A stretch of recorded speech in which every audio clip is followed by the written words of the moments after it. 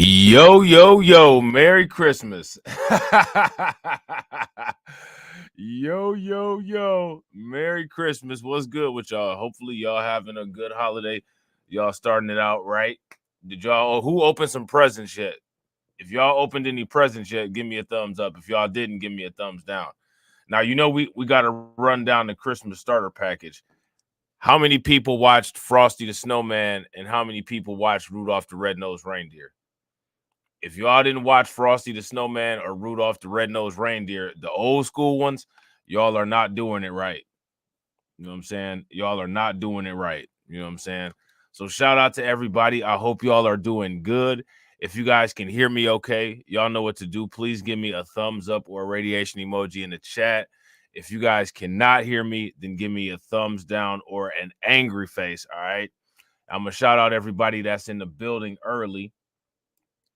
We got DeAndre. Shout out to my man DeAndre. Hope everything is going well with you, bro. We got local Tina in the house with the Feliz Navidad. You know what I'm saying? She's going to be in the comment section talking shit. Shout out to her. We got Vovo 2 Love in the building. We got Patricia Slade, B1. We got Carla Lockhart in the house. Shout out to you, Carla. All right. So it's good to see everybody. I hope everybody is doing well. So we got a lot of stuff to talk about, and probably all the stuff that we have to talk about, I'm not going to be able to wrap up tonight. So we might mess around and end up having to do a quote unquote The Surge Part 3. All right. We're going to start off with this, some undocumented crime. How many people heard about this? If you guys heard about this particular situation, give me a thumbs up. If y'all did not, then give me a thumbs down. This is bad right here. You know what I'm saying? He is an animalistic predator. Man raped woman walking to Forest Park bus stop. Now, this took place in Cincinnati. You know what I'm saying? In Kentucky. The attack happened on an April morning as a woman was walking to a Forest Park bus stop on her way to work.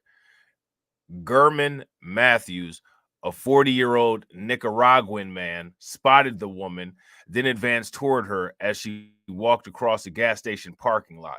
He pulled his hoodie over his head. Now, let me ask y'all this. Why y'all think he pulled his hoodie over his head? Why did he pull his hoodie over his head? Something ain't sounding right. When Matthews was near the woman, who was developmentally disabled, she moved to the side to let him walk past her. Matthews then grabbed her, threw her down a hill and into a wooded area. He sexually assaulted her and beat her so badly in the head and face, according to the Forest Park Police Sergeant Jackie Dreyer. His hands were covered in the victim's blood. Now, we got to ask this question. The most basic question. Why would he do that?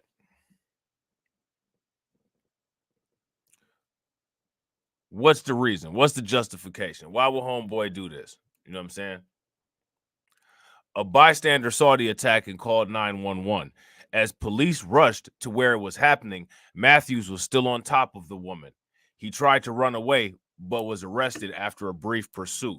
It was an unprovoked and brutal attack on a complete stranger, Dreyer said in Hamilton County Common Pleas Court Wednesday, as a judge sentenced Matthews to 19 years in prison.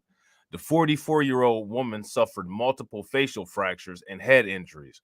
Dreyer, who has worked in law enforcement for more than 2 decades, said it was by far one of the most heinous crimes that she's ever investigated. Matthews preyed upon an innocent victim, she said. He is an animalistic predator whose actions are beyond words. Dun, dun, dun.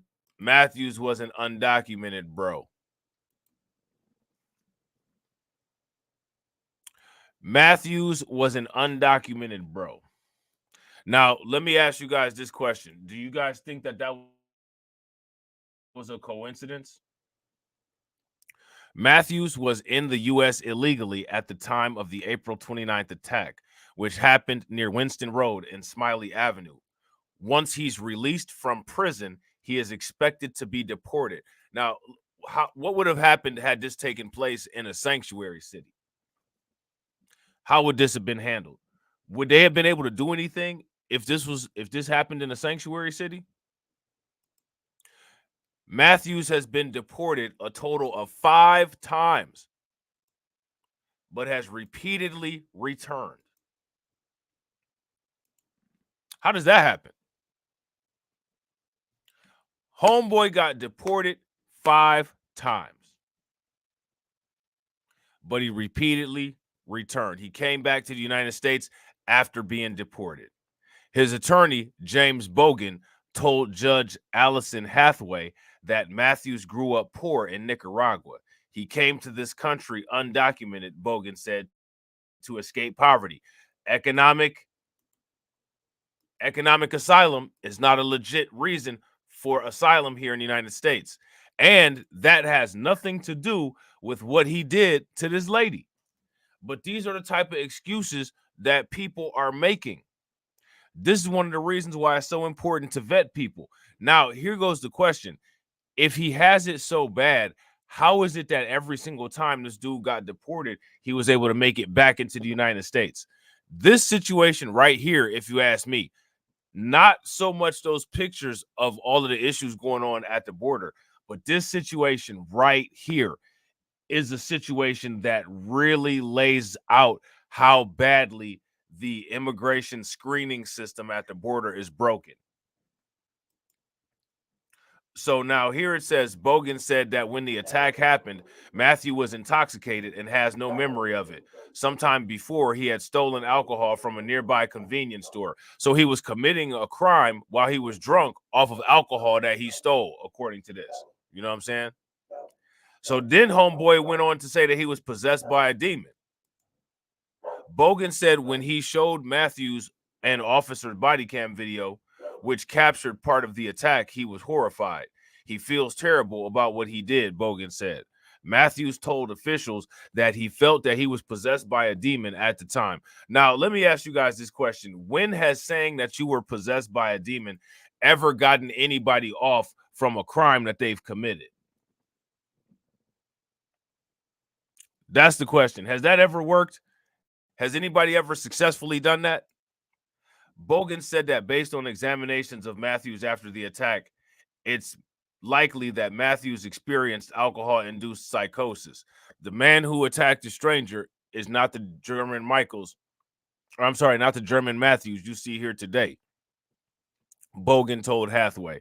Matthews pleaded guilty in November to rape, felonious assault, and kidnapping.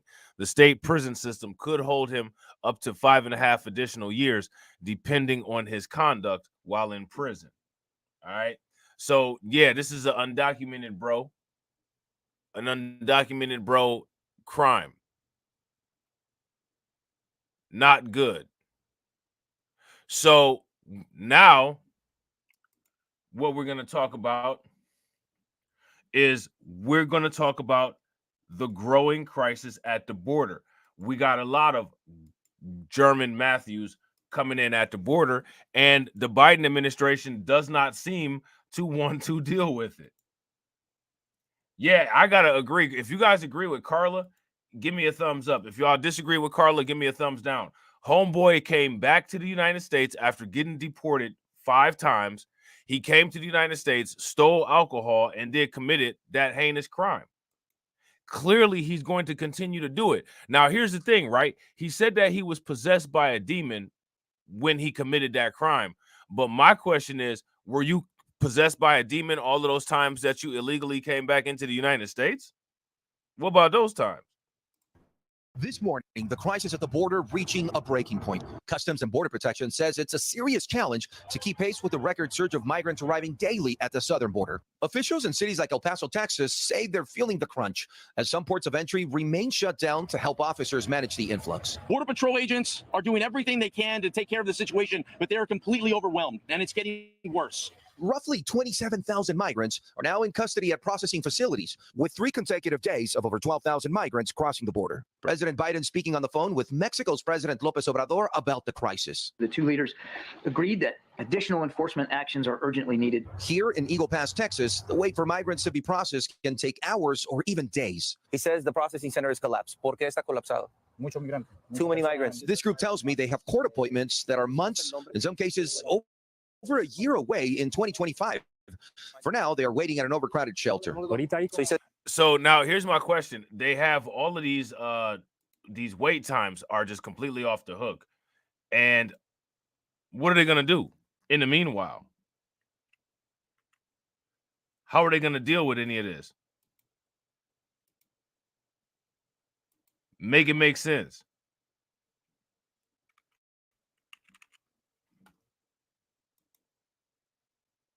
Make it make sense. My bad, guys. Give me 1 second. Let me see. All right. Sorry about that. his resources are limited in there. There's 1,000 people in that shelter. So they're going to go try to find more food because the food is scarce in there. Texas Governor Greg Abbott now using charter planes to fly migrants to Chicago after the city blocked buses from dropping them off. The first plane with roughly 100 migrants arriving at O'Hare Airport. You have a governor in Texas that can care less about those families and literally dropping them off, not just in Chicago, but anywhere and everywhere. It's wicked. Abbott's move comes the same. So now here go my question. Is Brandon Johnson telling the truth? Is he literally dropping these people off any and everywhere, or is he only dropping them off in the sanctuary cities?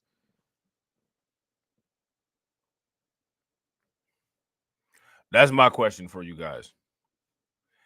Governor Abbott is dropping these people off any and everywhere, or is he only dropping them off in sanctuary cities like Chicago? Week he signed a new law allowing local and state police to arrest and deport migrants who illegally cross the border. The White House saying in a statement, Abbott is not interested in solutions. He only seeks to use people as political pawns. And President Biden's administration has been working with the Senate on a border deal, but with no deal in Congress gone for the year. Now House Speaker Mike Johnson is urging the president to take executive action and make changes at the border. He's asking for changes like the border policy that allows migrants to cross illegally in between ports of entry and request asylum for humanitarian reasons. Hey, thanks for watching. Request asylum for humanitarian reasons. So again, we shouldn't have to, but we got to go through this and we got to ask this question. Is economic poverty a humanitarian reason? That's the question. Now, there's a couple videos that I have, and these videos are asking the question,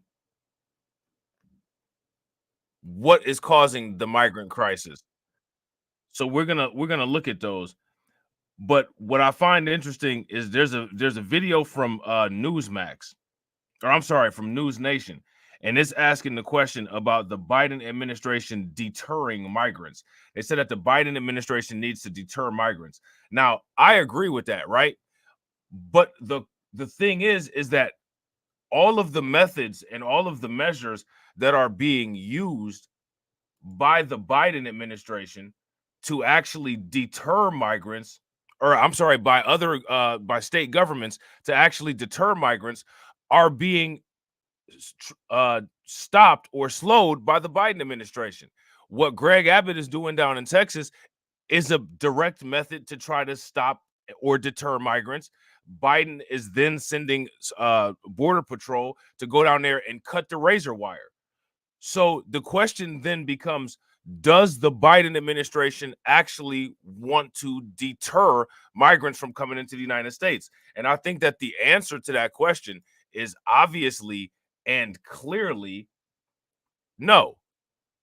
What do you guys think? If you guys think that the Biden administration wants to deter migrants, then give me a thumbs up. If you guys don't think that the Biden administration wants to do that, then give me a thumbs down. America's third largest city, Chicago, has received nearly 27,000 immigrants. Now a Chicago City Council member, an alderman, wants President Biden and Chicago's Mayor Brandon Johnson to do more to address immigration. Alderman Raymond Lopez is calling on the Biden administration to stop offering what he calls free benefits to migrants entering the U.S. And Alderman Lopez is joining us right now. Thank you so much. This is 6 o'clock in the morning. I appreciate you putting on a tie for us. My pleasure. So we've seen immigrants sleeping inside of police stations. We've seen them sleeping inside of airports, O'Hare International Airport, one of the nation's largest, behind black curtains as if we don't know what's going on. Why do you believe the crisis is getting worse? I think the crisis is growing because people are getting the sense all around the world that not just Chicago, but the United States is very much welcoming to people crossing illegally through our borders who are manipulating the asylum process in order to gain protected status here, and that there are benefits associated with coming here. They're hearing about, cars, jobs, money, all of this. whether rightly or wrongly through social media. And that's the magnet that's drawing so many people now, not just from South America, but from all over the world now, to come through the borders, to invade, the states of Texas, Arizona, and all the other border states, and forcing those governors, Democrat and Republican, to start shipping them throughout the country. I spoke to a Venezuelan family, and I actually found out within weeks of arriving here, they already had a car because they took the benefits that were used for food and used them as cash to purchase a vehicle, even though. Did you guys hear that? So now here's the question, right? Why do they keep saying that these people are hardworking and they're working so hard and they're getting these benefits that can then be flipped into cash and able to utilize the cash to buy things like vehicles? Shout out to Brooklyn Queen. What's good with it? Did you guys hear what they just said? And real quick, shout out to everybody. I appreciate everybody that's in here and everybody that's watching wherever you're watching at. If you haven't smashed the like button, please take a moment. Make sure you guys smash the like button. Also, make sure you hit the bell if you have not hit the bell yet. And please share the stream to your social media. Borders, to invade, the states of Texas, Arizona, and all the other border states, and forcing those governors, Democrat and Republican, to start shipping them throughout the country. I spoke to a Venezuelan family, and I actually found out within weeks of arriving here, they already had a car because they took the benefits that were used for food and used them as cash to purchase a vehicle, even though they're still waiting to get their driver's license, which is legal in a number of states in the U.S. So you think that this program, these free draw cards, the free benefits should stop completely? Do you believe they should just kind of be left to their own devices? No, I don't think that they should be left to their own devices, because then you're just going to create more poverty in our cities. Yeah. You're going to create homelessness. So, I mean, we can be. So now, again, I got to ask this question. Why is it that the question never comes up? Why are these people coming here? Right. Right. Shout out to Torian. Right. That's that exactly. They bought a damn car with the food money. Bro, that's exactly what I'm saying. That's what I'm saying. Let's run that part back again. And forcing those governors, Democrat and Republican, to start shipping them throughout the country. I spoke to a Venezuelan family, and I actually found out within weeks of arriving here, they already had a car because they took the benefits that were used for food and used them as cash to purchase a vehicle, even though they're still waiting to get their driver's license, which is legal in a number of states in the U.S. So you think that this program, these free... They got a car with their food benefit money before they even got their driver's license. They got a car with the food benefit money before they got a driver's license, man. Make that make sense. Draw cards, the free benefits should stop completely. Do you believe they should just kind of be left to their own devices? No, I don't think that they should be left to their own devices, because then you're just going to create more poverty in our cities. Yeah. You're going to create homelessness. So, I mean, we can be compassionate in this circumstance, Certainly. but there has to be some limits to it. And perhaps maybe we don't allow them to draw out the benefits as cash to do as they wish, because we're seeing not only are they buying things that it's not intended for, they're also sending the money back to help fund more people to come into this country in the same manner that they did. So they're taking the cash and buying things that the cash is not intended for. And then they're also taking the money and sending it back to the countries that they're from to fund more people to come to the United States.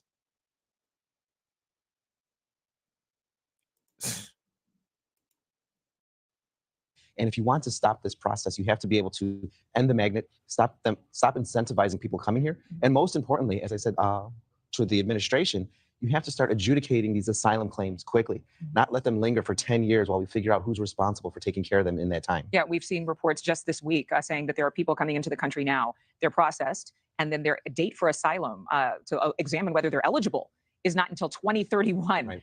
Do you believe that we should deport the people who are here now? I think that we should immediately hear their claims, determine whether or not they have grounds for asylum, and if not, yes, we have to deport them. That's what the law requires us to do, because otherwise you're just manipulating the process in a way that's completely unfair and unsustainable. We have seen where individuals have come to this country undocumented for work and have been waiting for a pathway to become legalized. And they are being leapfrogged right now by individuals who are using this backdoor process created by the Biden administration to get into this country, to get temporary status, to get support, and to get 10-year reprieve before any kind of decision is made about their legality here in this country. I mean, you're saying some things that I think a lot of people think but are afraid to say, because frankly, it goes against, political correctness to say that the Biden administration created this. You're a Democrat, is that right? I'm 100% Democrat, lifelong. But you just said that the Biden administration created this. And there are a lot of people who would say this was existing before Biden. This happened over the course of many, many years. Well, this has been going on since, to be honest, since 1987, since the Reagan administration signed the Immigration Reform Act back then, which granted amnesty nearly 40 years ago. Yeah. But in that time, Democrats and Republicans have failed to meet the moment time and time again to actually fix the system and create a functional front door into this country. Instead, now, if you ask me, they're not interested in fixing the system. they're not interested in fixing the system. If you guys think that they're interested in fixing the system, then give me a thumbs up. If you guys don't think that they're interested in fixing the system, give me a thumbs down. What they're interested in is creating an easy gateway for people who haven't done anything to be able to come to the country, who haven't contributed to the country, to have handouts, come here and skip past everybody and be treated better than people who are already here. Why are these people getting to go around all over the place and not show any documents, and people who have lived here for generations have to show documents? Let's just start there. Instead, relying on the backdoor process and workarounds and end runs to get away from a system that no longer functions. President Biden did not create this mess, but he has emboldened it and helped it along, where other administrations put steps in place to try to secure the border or to deport. Even his former president, his boss, Barack Obama, was known for deporting more individuals than any Democratic president in recent history.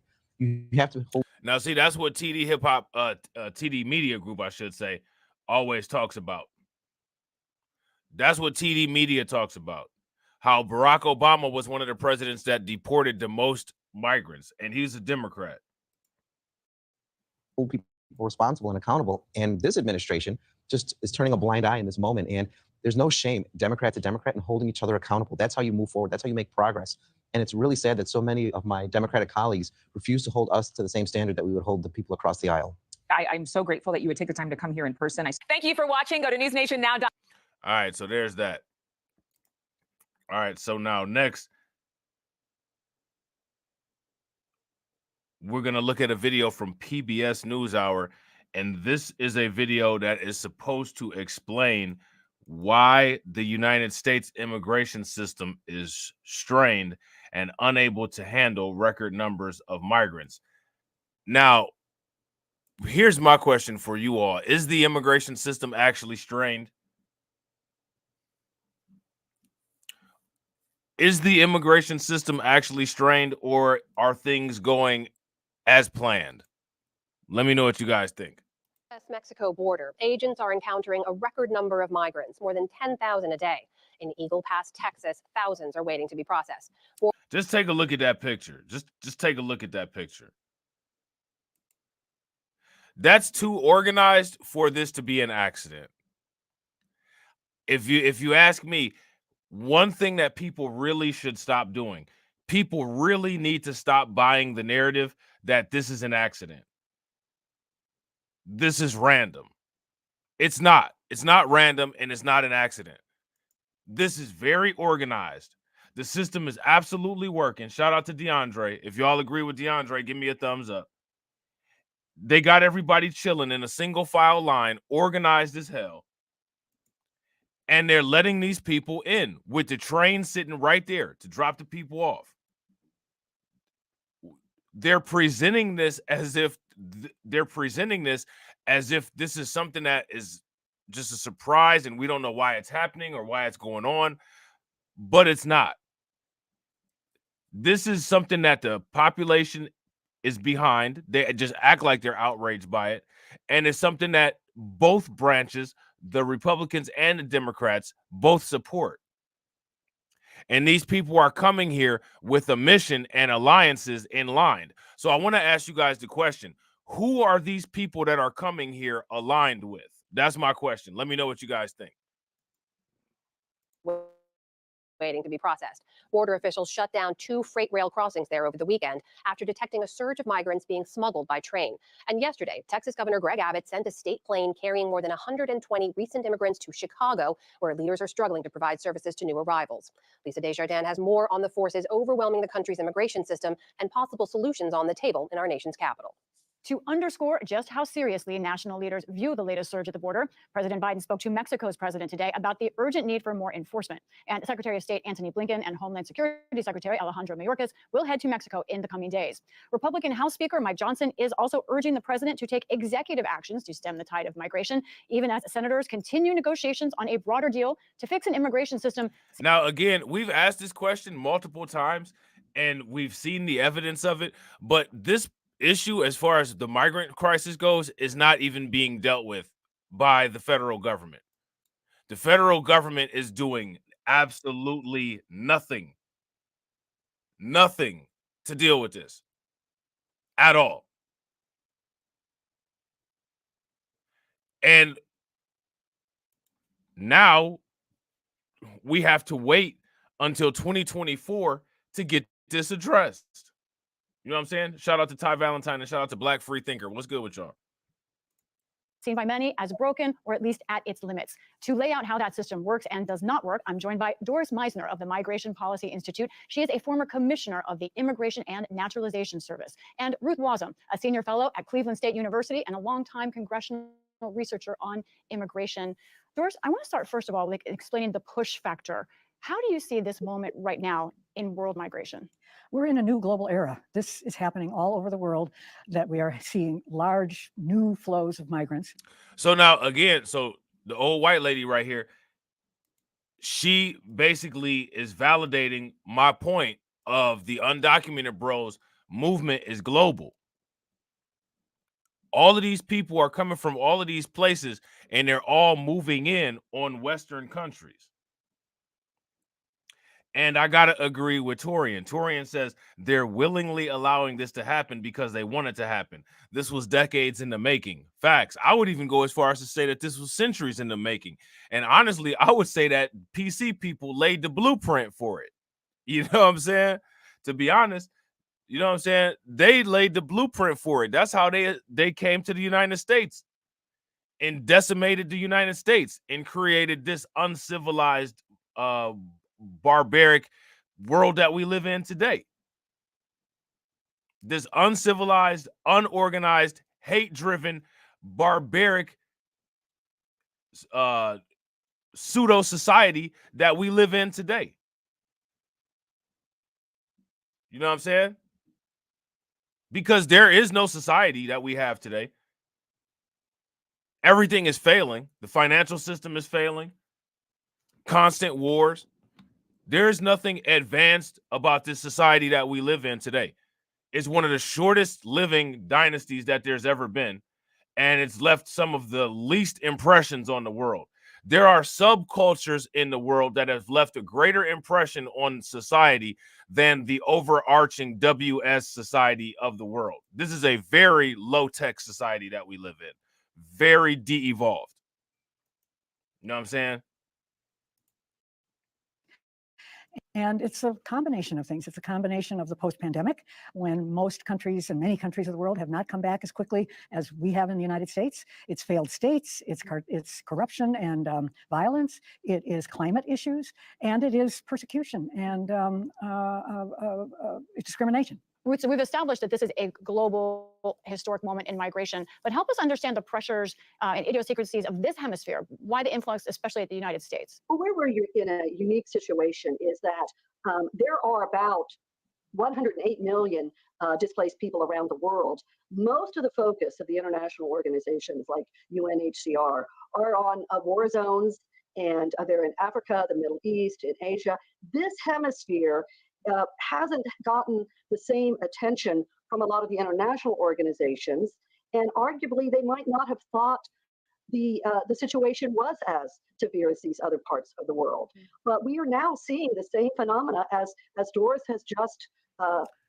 Now, let me ask you guys this question. If the United States can come up with all of these weapons and the United States can fund Ukraine to sustain a war against Russia, and if the United States can fund Israel to sustain a war against the Palestinian people, then my question for everybody is, why can't we protect our own borders from migrants who we are assuming are not military?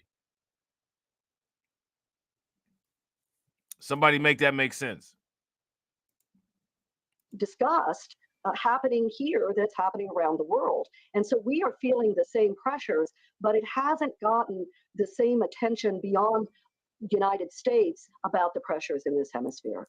Doris, the way we see this manifesting right now at the border with these surging numbers, these migrants, talking especially about those that are crossing at illegal points of entry, they're using the asylum system. Can you talk about how the asylum system was designed for individuals? Can it handle kind of a dysfunctional part of it, this sort of group? Well, it's certainly the case for the United States and other countries around the world that have had asylum systems really that flow from the World War II period. But the asylum systems were never set up to manage and be responsive to huge humanitarian crises. So we have an asylum system that has worked pretty effectively until about the mid-2010s. And at that time, I disagree. If you ask me, the asylum system has never worked at all. The asylum system has never worked at all. And what we're dealing with right now is a accumulation of all of those failures leading to this. Okay. across the southwest border, which had not been a source of asylum seekers until just 10, 15 years ago, we began to see people from this hemisphere, and they were seeking asylum because of the things that we've been talking about, but also because there aren't any other ways to access the United States for people who are looking for work in the country. So these are mixed flows. They are people that some have some family members in the United States, are looking for jobs in the United States. Some of them are eligible for asylum. Now, let me ask you guys this. The people who have family members in the United States,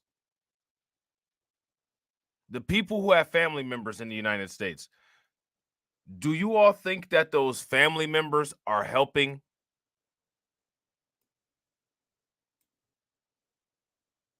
If you all think that those family members are helping the undocumented people get to the United States, then give me a thumbs up. If you guys don't think that they're helping, then give me a thumbs down. Asylum, most of them are not. But asylum is the only way actually to get access to the U.S. immigration system because our laws are so out of date. And so many legal pathways have closed. Ruth, this has led to this huge backlog that we saw for asylum seekers already in this country. And I want to look at some statistics. This comes from Syracuse University and the data that they've gathered. You talk about asylum right now, current cases, not including the surge right now, current cases, more than 1 million people in the backlog for the asylum system waiting to be processed and get their day in court. The average time for them waiting for a hearing, almost 4 years. And that number is actually higher in many other states. This is a big discussion in Congress. Can the current system ever handle this amount of people? Well, yes. One of the things that you have to bear in mind is that when we ratcheted up border security, which we've done over the last 25 years, really, even before 9/11, we didn't do commensurate funding for the related portions of implementing that kind of policy. We didn't do commensurate spending for the asylum courts, for the immigration judges. Now, let me ask y'all this question. All of the places that these migrants are coming from, how many of those places has the United States government contributed to destabilizing? Are there any places that these migrants are coming from that the United States did not have a hand in destabilizing their government, their economy, or their current living conditions? Let me know what you guys think. For the other kinds of processing centers that are part and parcel of a more extensive border control strategy. So I think that if we fully funded these other components of the judges, of asylum, of the processing centers, we would be better situated to process these asylum claims. What I hear is that we've gotten better at apprehension, but at the same time, our system just is not handling this situation. There are conversations in other countries, the EU, which is talking about having easier ways to deport people that they feel do not qualify for asylum. So now, you guys hear what she said? The European Union is trying to figure out ways that are easier to deport people. See, here in the United States, they're trying to figure out ways to make it to integrate people. The European Union is not on that. The European Union is like, nah, we got to figure out ways to deport these people. Which one do you all think will be a strategy that benefits the United States more? Figuring out ways that eases these people into integrating into the society, or ways to deport them? To process these asylum claims. What I hear is that we've gotten better at apprehension, but at the same time, our system just is not handling this situation. There are conversations in other countries, the EU, which is talking about having easier ways to deport people that they feel do not qualify for asylum. Just in the last minute or so we have left, a big challenge to both of you. What is the conversation you think we should be having? Let me start with you, Ruth. Well, I think we need to take a look at whether or not we need additional pathways. there are a lot of individuals who probably meet the credible fear threshold. And I know we don't have time to discuss what that means, but they may not necessarily be refugees under the Cold War definition of a refugee. So taking a more complete look at the pathways for someone to come into the United States, because we know immigration is a net good. That needs to be done. But I also, in this last moment, want to say the onus is on Congress. That's where the power resides. Now, again, we don't know that immigration is a net good. Immigration is a net good, and that's been determined by certain think tanks that have agendas. How many of you all think that immigration is a net good? The executive branch can only work on the margins. Congress sets these laws and makes these decisions. Let me pick up on that, because to me, the large question is, how does immigration fit in America's future? We are a country that is aging. We are a country that has been the technology leader around the world. All of those things, and innovation is going to be our competitive advantage. Immigration is a critical element of America's success. We need to see, America wants to get the best and the brightest from other cultures and then integrate them into a WS culture to help the United States maintain their power that they have over the world. People shouldn't even want to integrate here if they understand the plan that the United States has for these people, contributing to even more WS world dominance. You guys see that guy, I think his name is Rishi Sunak in the UK. He said the same thing as this woman. This woman is saying the same thing as Joe Biden. They don't care about these people, these immigrants that they're bringing here.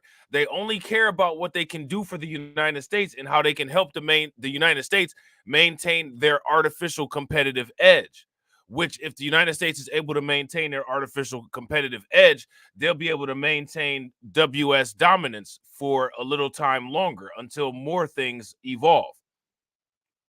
And that's all this is about. No more, no less. treat it as an asset, and we need to have a system that is actually aligned with our economic needs as well as our humanitarian traditions going into the future. And we're not having that conversation. We don't have humanitarian traditions here in the United States. You got an entire population of people from the United States that are descendants of slavery that was less than 2 centuries ago. The United States is the last place to be telling somebody about humanitarian anything. And they still executing innocent people by the day here. You know what I'm saying? Miss me with that nonsense. We just talked about Elijah McClain earlier today. You know what I'm saying? Illegal crossings surge in remote areas as Congress and the White House weigh major asylum limits. They're not weighing major asylum limits. And here they go again with another picture of a black dude as if the black migrants are the ones just invading the border.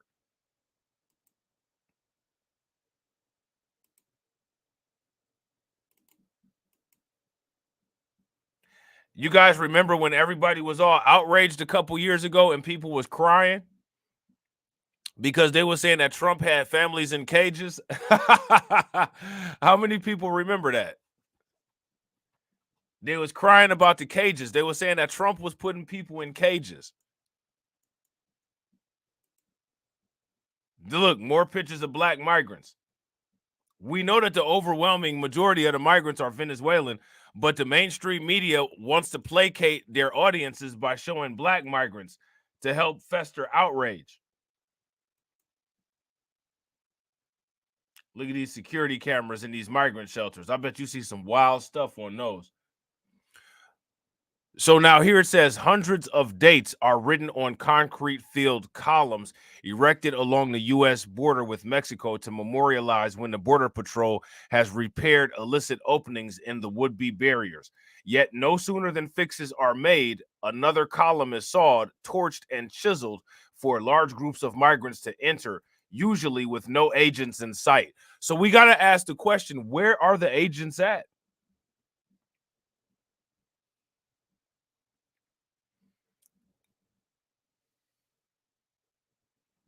Where's the agents at? The breaches stretch about 30 miles, which translates to 48 kilometers, on a washboard gravel road west of Lukeville, an Arizona desert town that consists of an official border crossing, restaurant, and duty-free shop. The repair dates are mostly since spring, when the flat desert region, dotted with saguaro cactus, became the busiest corridor for illegal crossing. A border patrol tour in Arizona for new organizations, including the Associated Press, showed improvements in custody conditions and processing time, but flows are overwhelming. The huge spike in migrant and resulting chaos at various border locations have increased frustration with the Biden administration's immigration policies and put pressure on Congress to reach a deal on asylum. The numbers have nudged the White House and some congressional Democrats to consider major limits to asylum as part of a deal for Ukraine aid. I want you guys to understand this. With the Biden administration, addressing the migrant situation is only contingent on them getting more money for their wars, which means that they really are not concerned with this issue as a primary issue. As Homeland Security Alejandro Mayorkas left closed-door talks with congressional leaders on Friday, dozens of migrants from Senegal, Guinea, and Mexico walked along the Arizona border wall built during Donald Trump's presidency, looking to surrender to agents. A Mexican woman walked briskly with her 2 daughters and 5 grandchildren, ages 2 to 7, after being dropped off by a bus in Mexico and instructed by guides. Now, here's a question that people haven't asked. If that wall that Trump built wasn't at the southern border, what would this border crisis look like today? Would it look worse? Would it look better? Or would it look the same? And real quick, shout out to everybody that's watching. If you guys have not smashed the like button, please take a moment, smash the like button. Also, if you all have not hit the bell, please hit the bell and share the stream to your social media. So now here it says they told us where to go straight, said Alicia Sante of Guatemala, who waited in a Border Patrol tent in Lukeville for initial processing. Sante, who was 22, and her 16-year-old sister hope to join their father in New York. Now, again, these people that have relatives here in the United States, it's probably a safe assumption to say that their relatives who are here in the United States helped them out a little bit. It's probably a safe assumption.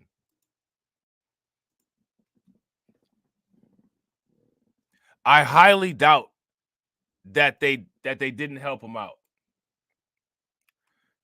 Now, what else might be happening that they're not talking about is these people's relatives who live in the United States. The relatives here in the United States could be a source of misinformation. A lot of the misinformation is getting blamed on the cartel and international smuggling organizations. But who's to say that these people's families that live here in the United States are not giving them misinformation to help get them over here? How do we know that that's not going on? The dates when wall breaches were fixed are often bunched together, written in white letters against rust-colored steel. One cluster shows 5 dates from April 12th to October 3rd. On Friday, agents drove looking for openings and found one on a column that was repaired twice, on October 31st and again on December 5th.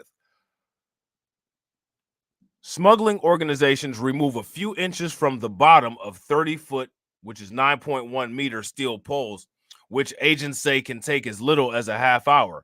Columns sway back and forth like a cantilever swing, creating ample space for large groups to walk through. Welders often attach metal bars horizontally across several columns to prevent swinging, but there are plenty of other places to saw. Agents say it takes up to an hour to drive from Lukeville along the gravel road to discover breaches, a large chunk of time when tending to so many migrants in custody. Our officers and agents are responding to large groups of migrants, which means that some of our agents aren't on the line, not really monitoring for some of those cuts, said Troy Miller, U.S. Customs and Border Protection's acting commissioner. If we don't have anybody to respond, you're not going to see what you're seeing. The number of daily arrivals is unprecedented. It's unprecedented. What that means is that there are more people coming into the United States right now than ever before. And this number just continues to grow. The number itself is unprecedented, and the increase that we're seeing is also unprecedented. You know what I'm saying? With illegal crossings topping 10,000 some days across the border in December. On Monday, CBP suspended cross-border rail traffic in the Texas cities of Eagle Pass and El Paso in response to migrants riding freight trains through Mexico, hopping off just before entering the U.S. I mean, how are you supposed to deal with this? They really need to consider getting the military involved. The Lukeville border crossing is closed, as is a pedestrian entry in San Diego, so that more officials can be assigned to the migrant influx. Arrests for illegal crossings topped 2 million for the first time each of the U.S. government's last 2 budget years, reflecting technological changes that have increased global mobility and a host of ills prompting people to leave their homes, including wealth inequality, which we have wealth inequality here, and none of us have left. Natural disasters, got those here, haven't left. Political repression, got that going on here, haven't left. And organized crime, got that here. None of us have left. We literally have reasons to leave here with actual asylum being legitimate, and we haven't.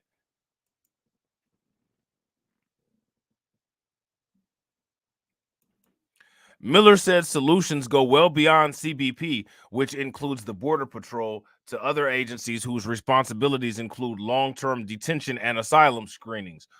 On cuts in the wall, Miller said Mexican authorities need to step up. But the Mexican authorities are not going to step up. And we know this because they already do not agree with the new policies that Governor Greg Abbott put into place. Arrests in the Border Patrol's Tucson sector, which includes Lukeville, topped all 9 sectors on the Mexican border from May to October, except June, according to the latest public figures. It is a throwback to the early 2000s before traffic shifted to Texas, but the demographics are much different. Arrest of people and families neared 72,000 in Tucson sector from October 1st through December 9th, more than 9 times the same period last year. That's a big change from when almost all migrants were adult men. So again, now they're admitting in the mainstream media that most of these migrants are adult men.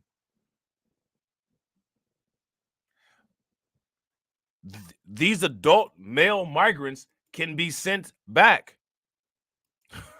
You know what I'm saying? They're not families like they keep saying that they are. Arrests of non-Mexicans topped 75,000, nearly quadruple the number from a year ago, and more than half of all sector arrests.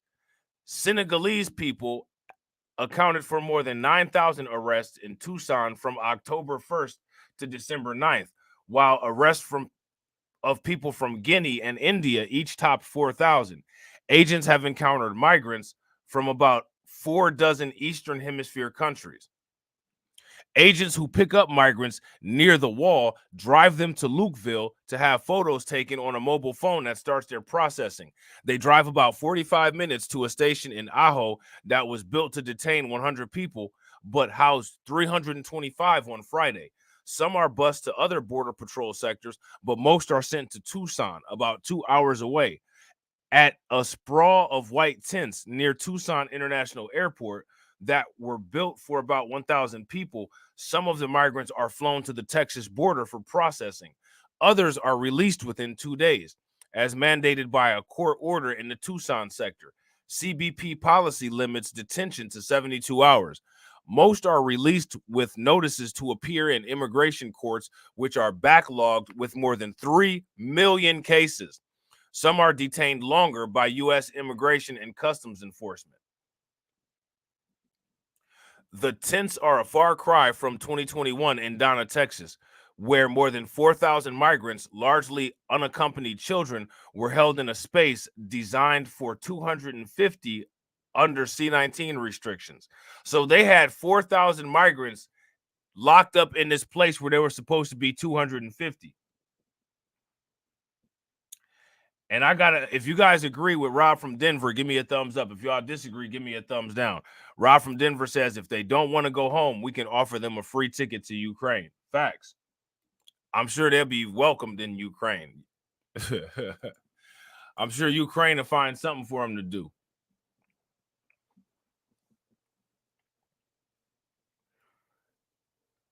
Discussions in Congress may produce the most significant immigration legislation since 1996. Potential changes include more mandatory detention and border use of a rule to raise thresholds for initial asylum screenings. While the higher screening standards has been applied to tens of thousands of migrants since May after entering the country illegally, they are not used in the Border Patrol's Tucson sector due to extraordinarily high flows. All right. So there's that. So these numbers of illegal migrants are not decreasing. They're not. All right. So what we have next here is the situation of what's going on in Chicago. Now, how many people have heard about what's going on in Chicago?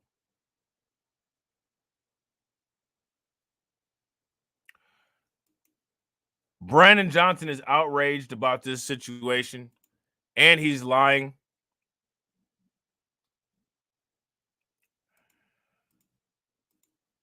Because of the legislation that Brandon Johnson put into place as far as impounding the buses, the strategy being used now is to fly the migrants to Chicago. And Brandon Johnson's still upset about that. Officials say they are just overwhelmed at the southern border. So far, each day this week, Border Patrol has processed more than 10,000 migrants. The sheriff from Maverick County, Texas, which sits on the border with Mexico, told CBS News what he's observing. They're looking for the law enforcement officers, whoever it is. They just want to make sure they get processed. And they know it's going to be somebody from the immigration, like Border Patrol or CBP, but they want to be processed and take them all up north.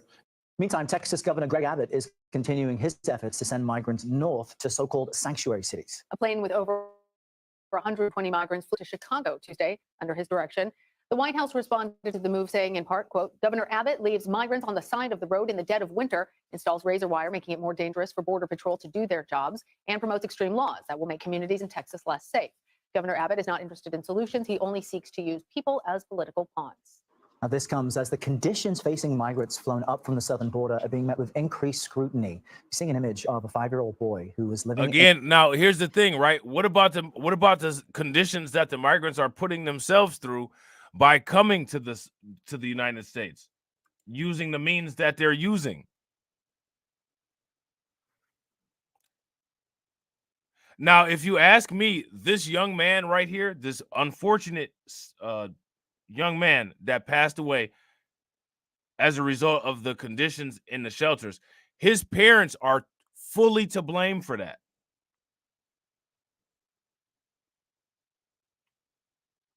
And the migrant shelter secondary.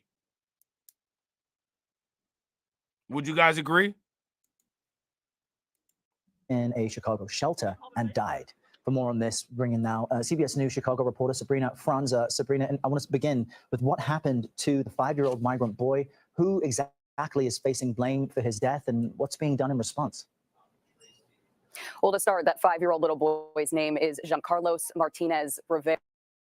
And the mayor primarily is getting the most heat, Mayor Brandon Johnson, for his death. Just to put this into context, this boy died on Sunday. He and his family just arrived in Chicago a few weeks ago, back in November. And based on what we're learning so far, he and his family were out for the morning, the afternoon, and just about 15 minutes after returning to a shelter that is currently housing over 2,000 migrants. It's one of the largest here in Chicago. He suffered some sort of emergency episode, a medical episode, and there was a 911 call. Now, again, notice how they still have not figured out what caused this issue with this boy. They still haven't figured it out. Here go the question that's even more important. Are they even trying to figure it out? Are they even looking for what the cause of this was? If you ask me, I don't even think they're interested in figuring out what the cause was. Made from the shelter. He was brought to the hospital, and shortly after, he was pronounced dead. This shelter is also one that has been under scrutiny, specifically because he's not the only child that has gotten sick at that shelter. There have been reports of chickenpox at that shelter. There have been 5 others, at least, that we know of, that were taken to the hospital. And the mayor was asked about all of this at a press conference the day after that little boy died. And what he had said, which has also come under scrutiny, is that the people that are coming to Chicago, he says, are coming here sick. And volunteers that work at the shelter that are trying to treat these migrants, their response to that is the fact that they might be coming here sick is not the point. The fact that they're coming there sick is not the point, but it is also a huge problem. Because if they're coming here sick and they're bringing diseases and pathogens here, shout out to you, Law. What's good with it, bro? And we don't know what those things are. Those could be spread to the rest of the community, and those could start an epidemic or a pandemic. And they're not treating this the way that they need to be treating it. Now, the thing that's fascinating is, if I'm not mistaken, I don't want to quote the numbers wrong, but I believe that the city of Chicago is paying the company that runs those migrant shelters, they're paying them $90 million, if I'm not mistaken. Now, the company that's being paid to run those migrant shelters is a healthcare staffing company. So if it's a healthcare staffing company, the question that you then got to ask is, why is there not a handle on these communicable diseases? Why are the children getting sick and staying sick? If these people are coming up here sick and it's putting a strain on the resources, every sick person will then be integrated into the Chicago or Illinois healthcare system. At some point, do you all think that this is going to cause a strain on the healthcare system if all of these people who are coming here are quote unquote coming here sick? They're going to have to get medical care from somewhere. Where are they going to get it from? And on top of it, not only are they going to get that healthcare, they're going to get that healthcare and they're going to pass by tax-paying people and people with insurance policies to be served and get care for their health ailments first. The fact that they might be coming here sick is not the point. Sabrina, I want to get your take on what we heard from the White House, because obviously Chicago, very cold in the winters. Is enough being done to ensure that migrants who are coming from... I agree 100%. Ty Valentine says Mexico should be heavily fined and we shouldn't allow any more Mexicans to immigrate here for 4 decades since they want to allow this to happen. Facts. They should be fined. They should be sanctioned. We should have military at the border, and we need to stop allowing the favorable policies for immigration for them to occur until they get this situation together and do their part of deterring people from coming to the border. If you guys agree with that, please give me a thumbs up in the comment section. If you guys disagree, give me a thumbs down and let me know why you disagree in the comments. These warm climates and don't have winter coats, don't have all the gear, that they aren't actually freezing once they get to Illinois. Well, the thing is, a lot of these people are experiencing the cold, this kind of cold, for the first time. And Chicago's cold specifically is pretty unpredictable. There were a few days in October where people were sleeping outside of police stations in tents, and they were crowding inside those police stations because it was just too cold for them to stay outside. In our experience, talking to some migrants that are here, that have been here, they come outside of these shelters because they're cooped up all day. They have these curfews that they have to maintain. They have to be back inside by a certain time. And when they're outside, there are a few people that are either handing out. The entire United States just had to deal with that exact same situation 2 years ago.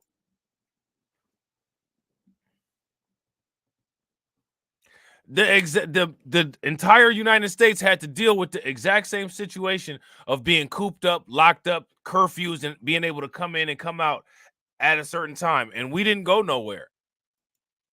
How many people remember that? Just literally, what was that? Just 2 years ago? 3 years ago? That very same situation was going on here in the entire United States as a result of C-19.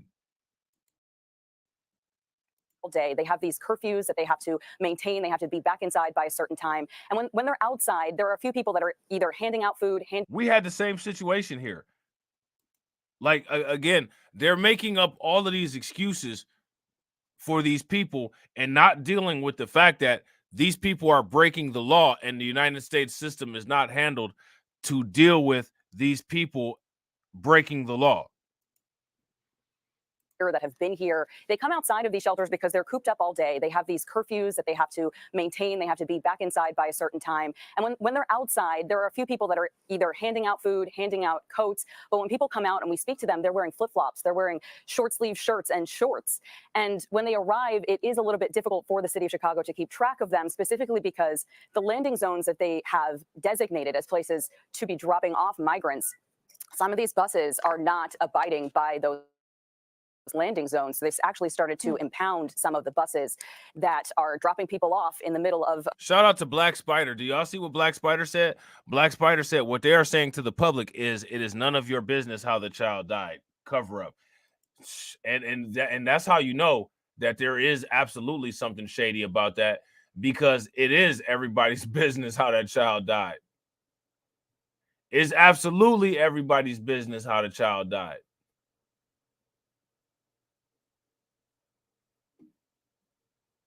The reason why it's everybody's business how the child died is because if the child died based on an infectious disease, we need to know exactly how infectious that disease is and how at risk the rest of the public is from getting that disease.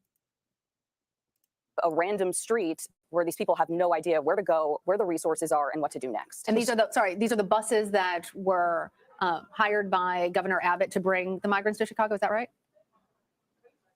Presumably, there are also cases where it seems like a third-party company has been hired, and to track all of this back down to Texas. We see most people coming from the El Paso area, but it isn't clear where people are coming. As you mentioned a little bit earlier, we had a plane, was a first time for Chicago where we received a plane from Texas that's also coming from El Paso.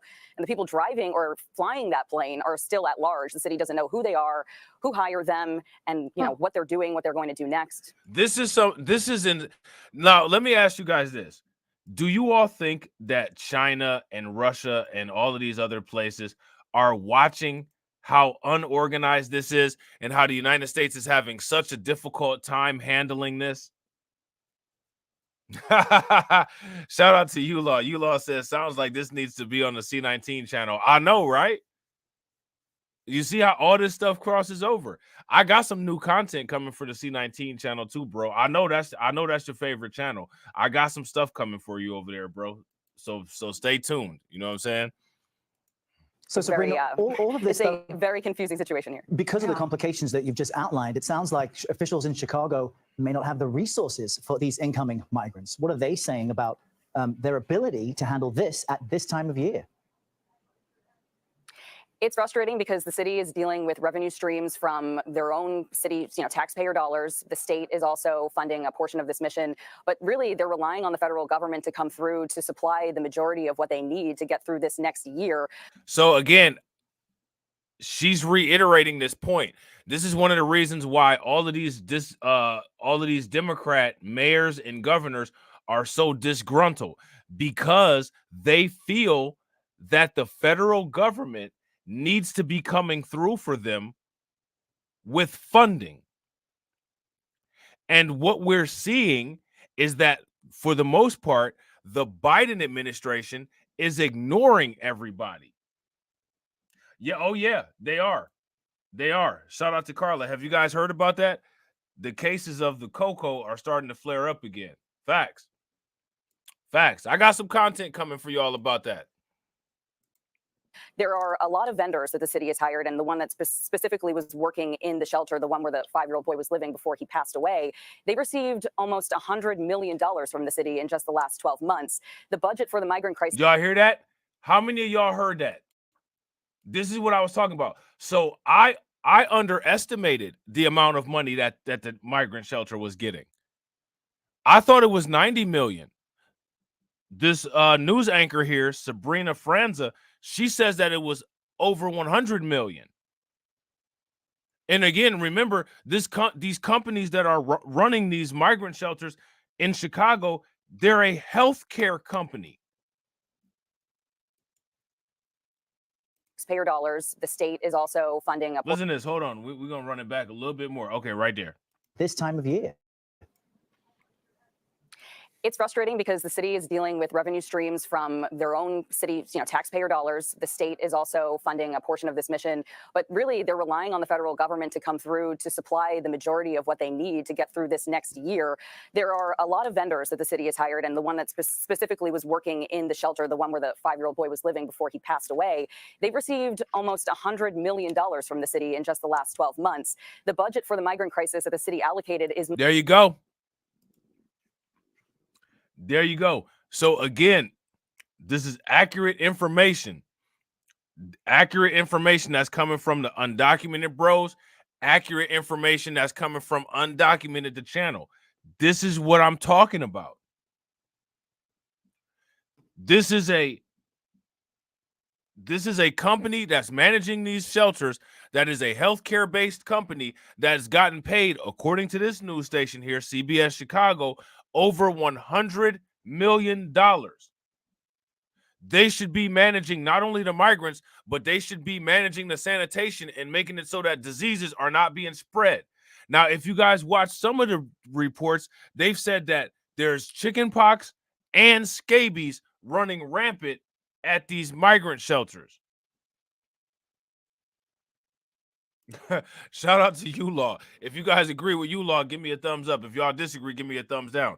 ULaw says it's time to deport everyone. I don't care how long you have been here, how many kids you have tried to anchor here. Facts. If y'all agree, give me a thumbs up. Y'all disagree, give me a thumbs down. Much less than that for the next fiscal year. So they're definitely going to be relying on the state and the federal government to supply those extra needed funds. The mayor's been down to DC a few times, and he says he's going to continue to do so alongside other mayors around the country that also need this money for this crisis. Well, Sabrina Franza, great to get your comprehensive report on all that's happening where you are there in Chicago. Thank you. So there's that. All right. So now next, ABC News did a interesting video here about the migrants being flown to Chicago. Okay. And migrants are not only going to be flown to Chicago, but migrants are going to be getting flown to other places as well. Now, if you ask me, if people don't want to deal with this issue, people might want to consider going to places that do not have any sanctuary legislation. You know what I'm saying?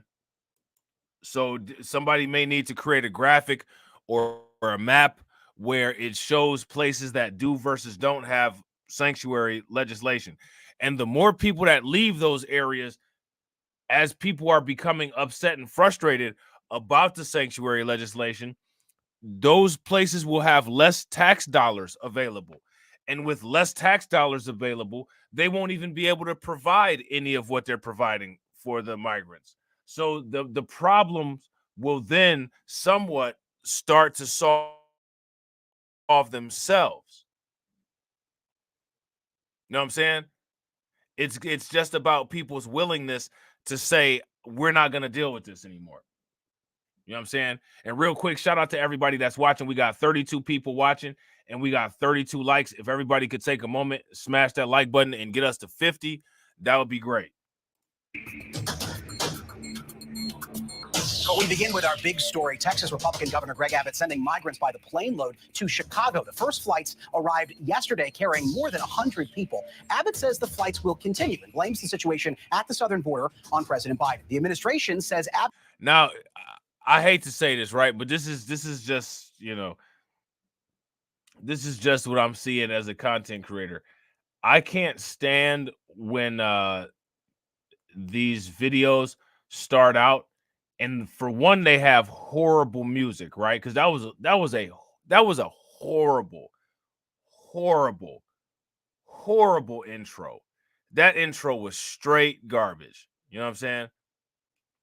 I hate when they do that, and when the music is just completely off cue, when it's too damn loud. And that right there is what we're dealing with this channel. Like, they need to stop. Let's get it together here. Abbott is using real people to carry out a political stunt, and Chicago's mayor says the governor is creating chaos. The migrants on that plane, including a mother, along with her husband and 3 young children. The mother says she has brain cancer, her 8-year-old leukemia. The people who brought us here were the first to get off the plane, and we never saw them again. We only saw the flight attendant and the pilots. They were very kind, but they didn't know what was happening either. How is it that nobody knows anything? Do any of these people watch the news at all? Do any of these people watch YouTube? Do they have any social media? How does no one know what's happening? Anytime anybody's involved, it's like, well, we're just dropping off this load of people. Well, what are they here for? We don't know. Goodbye. How is it that no one knows anything? Nobody finds that suspicious or weird? The flights of migrants to Chicago is just the latest escalation in Governor Abbott's efforts to transport thousands of asylum seekers from communities along the U.S.-Mexico border to Democrat-led cities like Chicago. The crisis, meantime, showing no signs of slowing down. Waves of migrants arrived in Eagle Pass, Texas this week. This comes as civil rights groups challenge a controversial immigration bill that Abbott signed into law Monday, giving state and local authorities in Texas the power to arrest people suspected of illegally crossing the border. The law takes effect in March, and critics say it will lead to widespread racial profiling. ABC News 4 correspondent Matt Rivers is. So again, they're talking about the racial. They're talking about the racial profiling element of this, and when it comes to the quote unquote racial profiling element of this, we don't care. I don't think there's any one of us that gives a shit about how these people feel about a racial profiling element. Maybe if other people experience racial profiling from the dominant society, then maybe they'll stop licking their asses and acting like it doesn't exist. What do you guys think? If you guys agree with that, give me a thumbs up. If you guys disagree, give me a thumbs down.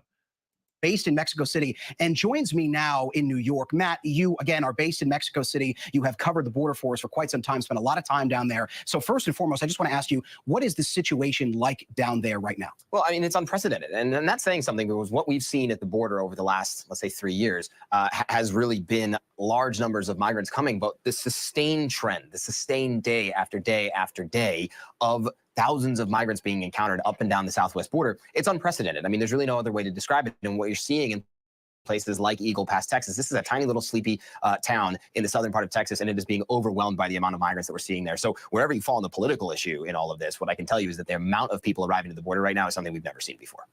So back to SB4. And so that's why they keep calling this unprecedented. Shout out to Deformed Pretty Boy. What's good with it, bro? That's why they keep calling this unprecedented. It's unprecedented because they have never seen this occur at these levels. They've never seen this occur at these levels.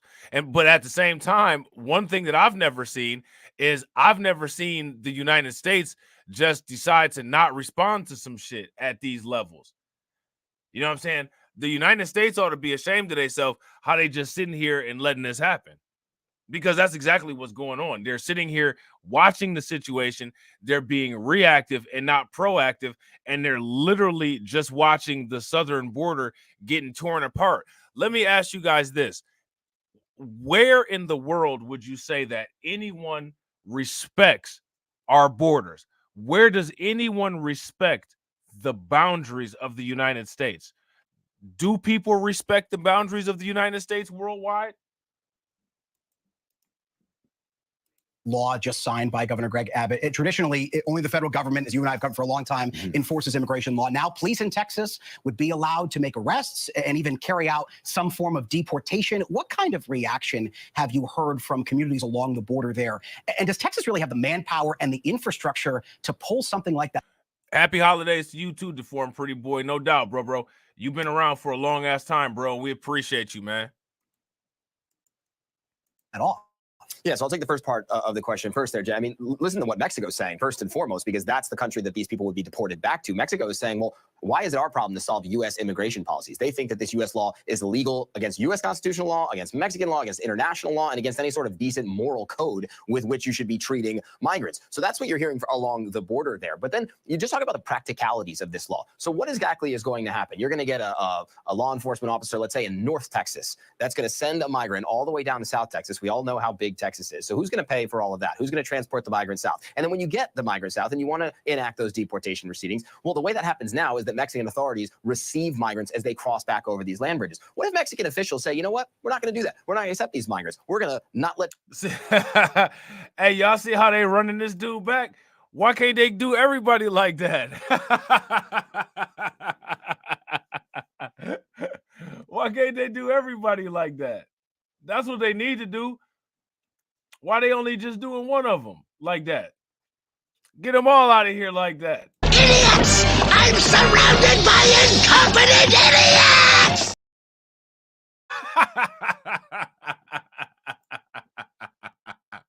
Enact those deportation proceedings. Well, the way that happens now is that Mexican authorities receive migrants as they cross back over these land bridges. What if Mexican officials say, you know what? We're not going to do that. We're not going to accept these migrants. We're going to not let people cross into Mexico. Well, then what happens? How is Texas going to respond to that? What is the federal government's role in all of this? What about the Border Patrol agents and the CBP officers that are...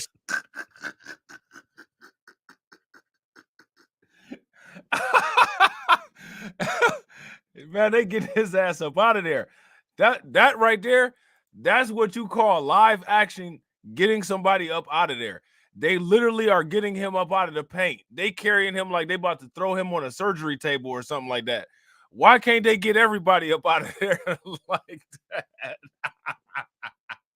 Enact those deportation proceedings. Well, the way that happens now is that Mexican authorities receive migrants as they cross back over these land bridges. What if Mexican officials say, you know what? We're not going to do that. We're not going to accept these migrants. We're going to not let people cross into Mexico. Well, then what happens? How is Texas going to respond to that? What is the federal government's role in all of this? What about the Border Patrol agents and the CBP officers that are staffing those ports of entry? Is Texas going to send migrants back across the Rio Grande in an illegal way into Mexico? Then they're violating Mexican law. So there are so many different practicalities here that the governor, despite talking big about this law, saying it's going to go back into March, go into effect in March, how this is going to get carried out, I don't think anyone really has an idea. Well, you mentioned talking big. I mean, the whole impetus behind SB 4 is Abbott saying that President Biden isn't doing enough at the border. And so I want to play you something. Our Mary Alice Parks pushed the White House on. Now, I think that everybody is in agreement that Biden's not doing enough at the border. You know what I'm saying?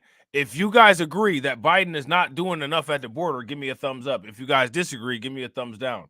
In fact, I agree. And like I had said in that last live stream, the fact that Joe Biden is more in alignment with the Mexican president than he is with his own governor, Greg Abbott, that's a bad look. That's a bad look internationally. And it's a bad look internationally that can be exploited by outside entities if they're not careful. On that exact question today, I want to play you that exchange, get your reaction on the back end. Here's that.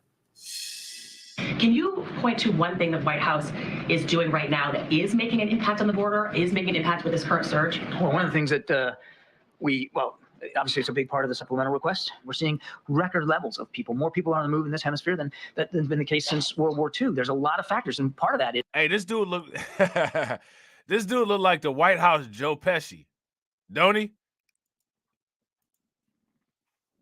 I'm gonna start calling him the White House Joe Pesci. I don't know who this dude is, but I've seen him do a lot of interviews. But from here on out, over here, his name is the White House Joe Pesci.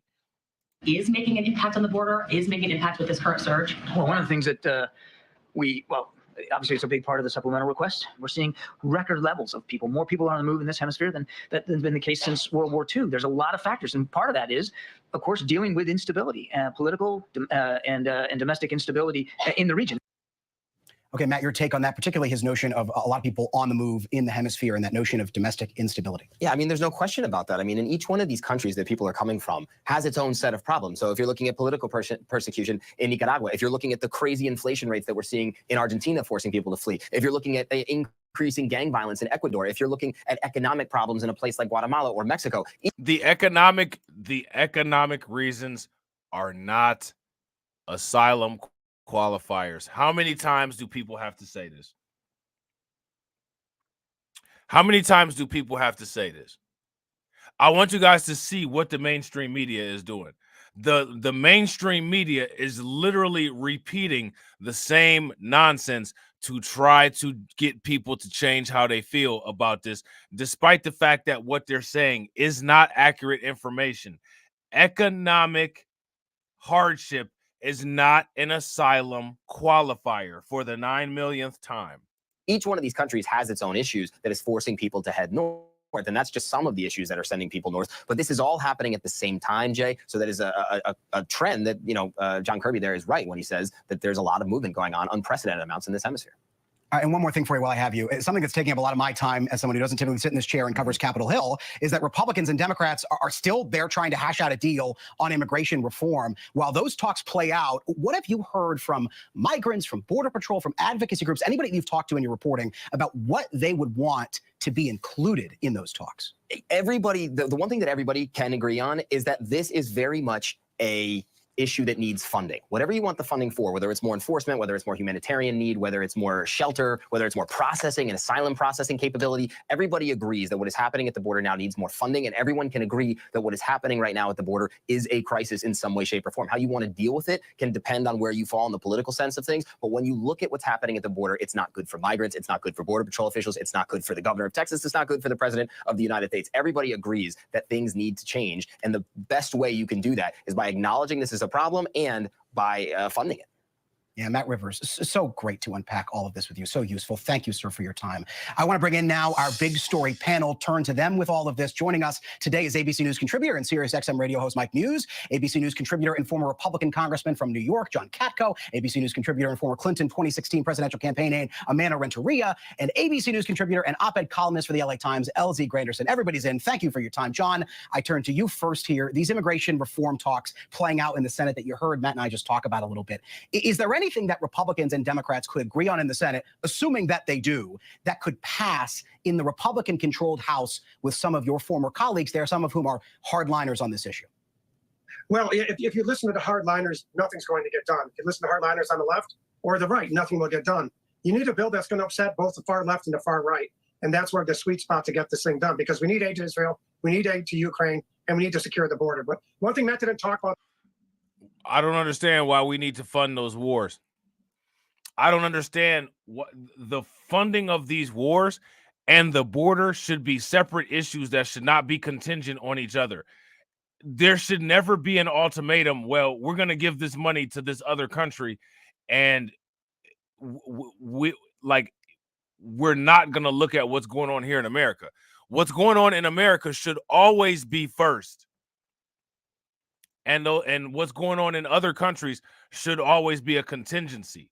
The fact that there's a debate going on where we have to bend on certain things going on with other countries in order to get things done to sustain what we have going on here done, it shows how the United States is a joke and how the government has completely fallen apart and cannibalized itself. But that is a cold, hard reality, is that on January 20th, when the president was sworn in, President Biden, he issued a series of executive orders that the cartels used to advertise on TikTok and Facebook and other mediums that could. There you go. You got now this John Katko guy. He's one of the only people that I've heard say the same thing that I've said about this. Do you guys remember in the undocumented bro streams where I was asking the question, is it safe to say that the rebuttals that Joe Biden gave during his anti-reparations rants were an invitation for all of these migrants to come to the United States? And for the most part, everybody agreed with me. They said, yeah. Joe Biden has basically been inviting this since he became president. He's been inviting this. He's been inviting this and has yet to deal with it. To Ukraine, and we need to secure the border. But one thing Matt didn't talk about that is a cold, hard reality, is that on January 20th, when the president was sworn in, President Biden, he issued a series of executive orders that the cartels used to advertise on TikTok and Facebook and other mediums that caused a magnet for these people to come to the border, thinking that there was a different type of tone and tenor with respect to U.S. immigration on the border. So that has to change. I think the Biden administration acknowledges that. I think they're getting pounded in polling by that, and that's why they're trying to strike a grand bargain. I want them to strike that grand bargain, and I want the far left and the far right and the middle on both sides to come to the realization that anything we do to try and secure the border better and have some better security on the border is going to lead to less exploitation of the individuals. Facts. Super facts. And told black people they better get used to it. Facts. Super facts. You ain't black.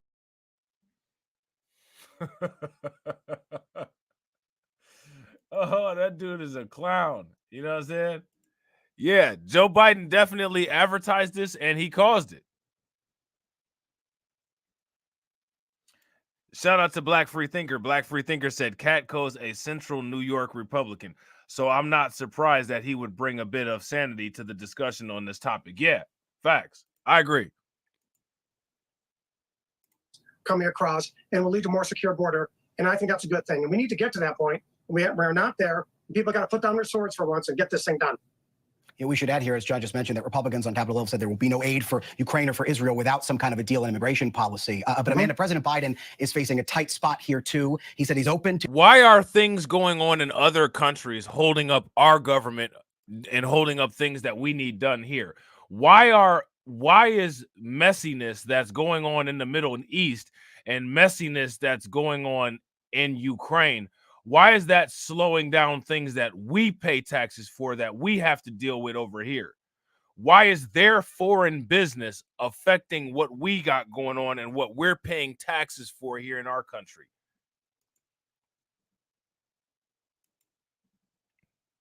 To significant compromises as part of that package I was just talking about with Israel and Ukraine aid and immigration reform. But he's getting flack from Democrats in border states for not doing enough, and he's getting pressure from progressives not to cave to Republicans in those talks. Does he have a way out of this where everybody can stay happy with the eventual result? Well, I'm not sure there's a happy place to make everyone happy on immigration. And I think that's exactly the point, which is we do need a Congress that can do the hard work, both courage and compromise, to not just figure out this moment in time, but also immigration reform largely. Now, I agree with John that this is a time and this is a moment right at the end of the year when everyone starts to like, how are we going to get this done? Where you can start to build that group, that gang of 8 or whatever it might be, and begin a real process of immigration reform. And it does start with what do you put in this bill in order to both help what is happening at the border, but also set the stage for real immigration reform as opposed to political stunts. Are you saying talks in the Capitol are more productive when everyone's not in town? How dare you? Of course they're more productive when everyone's here. What do you mean? They're so great when they're all together. Anyway, LZ, this is going to be a serious factor in the presidential race. The situation at the border is already a serious drag on President Biden's poll numbers. Every single Republican candidate mentions this issue daily on the stump. So how do you see it playing out on the campaign trail? Well, you know, I live in Texas and, you know, being in LA all those years, I've been covering immigration for a while. And the thing that seems to me that comes up over and over again is that we're so focused in on the border and we're not asking ourselves, why are they coming? We keep framing this as an immigration issue when really it's a refugee issue. They're fleeing. They're not coming here. They're fleeing from something. Okay, probably fleeing from law enforcement in the countries where they're from.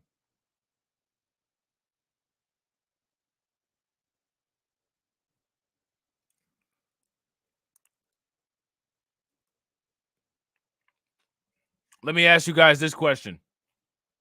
If you were wanted by the police, if you were wanted by the authorities, would you stay in the United States or would you try to get to Canada or Mexico? What would you do? And we know the Texas governor last year, Greg Abbott, designated the cartel as a terrorist organization. And he got to the White House asking for the same. In March, Secretary Blinken said that he was considering it. I think they need to revisit that because they need to start the root of the problem and not just keep looking at the border. Why are they coming? That's the real issue. Yeah, and Mike, one more to you here. So migrants are being flown to Chicago, as we mentioned, but also they're being bused to New York, where you are sitting in one of our studios right now. It's causing a serious strain on resources there. So what are you hearing about the effect that this crisis is having on communities and on people who live far away from the U.S.-Mexico border? Absolutely. It's putting a big strain on it. And continue with the circle nature, Jay, of your previous statement, is that we now need Congress to do better at governance. We need them to address the issue of soft diplomacy and address infrastructure, education, and security so they don't come forward. We also do need Congress to act in order to pass funding to what you and Matt was speaking to in order to give relief to these cities, so these migrants are flowing into. But really, Jay, I think this is a call from Governor Abbott to force this issue to the Supreme Court to really re-examine Arizona versus the United States to determine if states can control immigration or we should continue to leave it to the federal government. Mike, John, Amanda, LZ, thank you. I think that border states should have a little bit more autonomy over what goes on with immigration. And the reason why I feel that they should have that is because they are actually indeed on the border. Now, I don't think that every state needs to have influence on immigration, but I think that there should always be some type of special consideration for situations that are not like normal situations. Most states in the United States are not on borders, but the few states that are on borders should have some form of sovereignty to control their border, especially in a situation where the federal government is not intervening properly in the way that the Biden administration has failed on this immigration issue. You know what I'm saying? So people in Chicago are pissed. And the reason why people in Chicago are pissed is because there's busloads and planes of migrants being dropped off daily.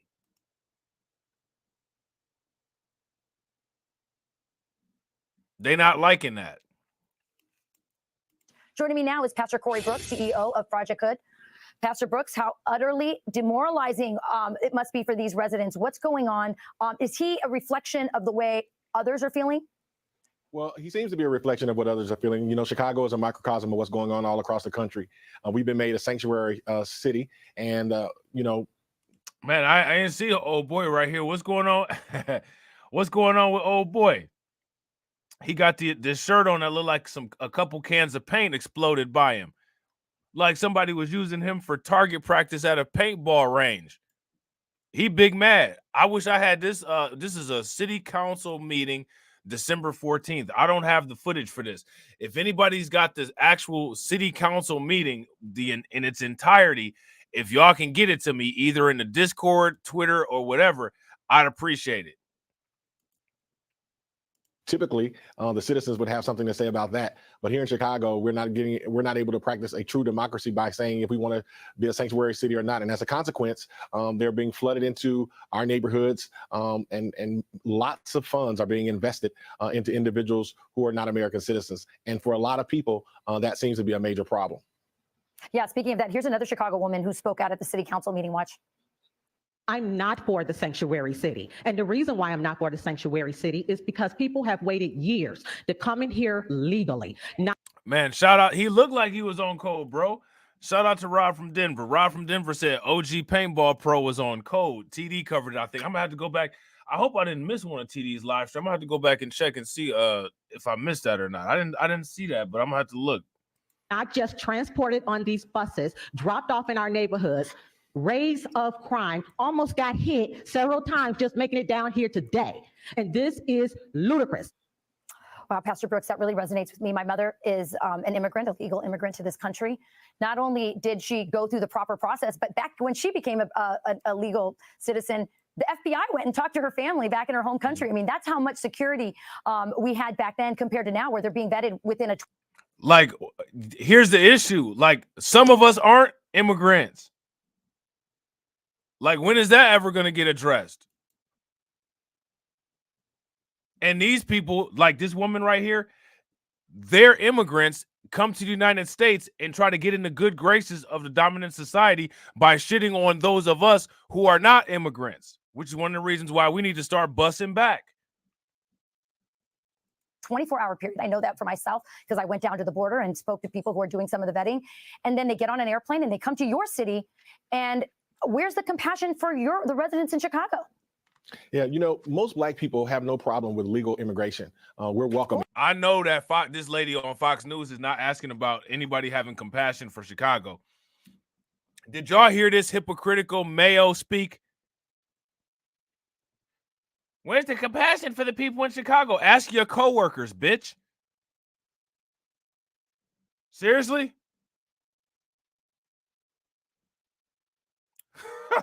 Unreal. To our communities, we're welcoming to our neighborhoods. The problem that we're experiencing is the illegal immigration that's going on. The fact that we're a sanctuary city, individuals are taking it upon themselves to fly to Chicago or be bused to Chicago. And as a result of that, a lot of funds that typically, hopefully would have went to our schools that are deplorable, fighting crime in our neighborhood that and in Chicago that desperately needs it, those funds would have gone toward those issues. But as a result, those funds are being spent on immigrants, illegal immigration, and that just should not be in any city in America. So that man said, Trump, come here and clean it up. Do you feel, I just need a direct question, you're in touch with a lot of Black people in that community. Are other people saying, other Black African-Americans? Why don't you go and do some on-the-ground research? Instead of getting a puppet to talk to you, why don't you put on your Ugg boots and a bubble coat and go to the hood and actually talk to some people?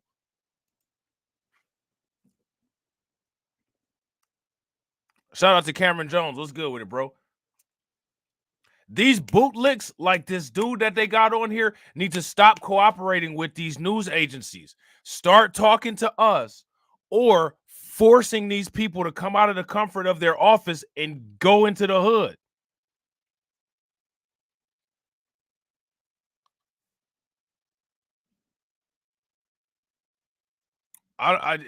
It'll never make sense to me. Other people saying, other Black African. And another thing is, I'm tired of these white news agencies acting like all Black people know each other. This dude does not know every single Black person. This dude knows the small community of Black people in Chicago that he deals with. I don't know this motherfucker from spit on the ground.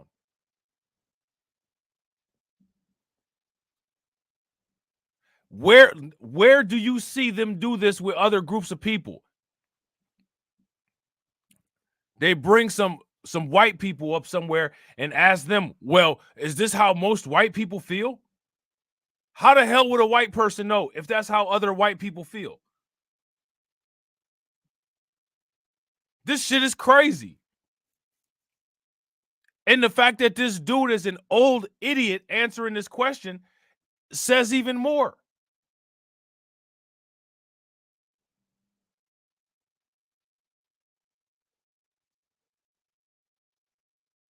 This, if you ask me, this is something that needs to be stomped out and dealt with. If you guys agree with that, give me a thumbs up. If you guys disagree, give me a thumbs down. This right here is what I'm talking about. This is pro-Black cooning.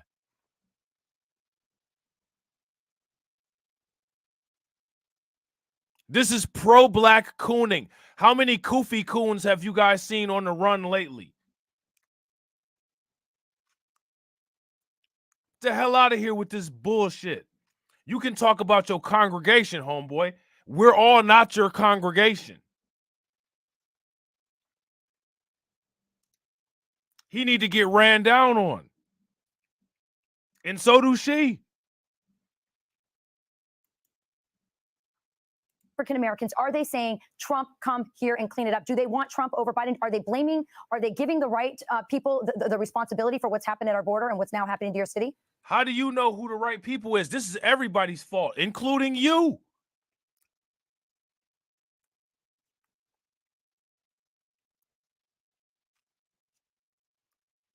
I'm not trying to be funny, man, but you see this old Black dude right here?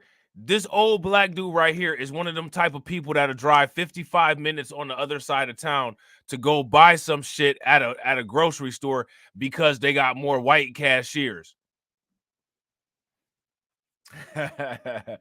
Cameron said he looked like Thanos. If he snaps, do you think he would disappear?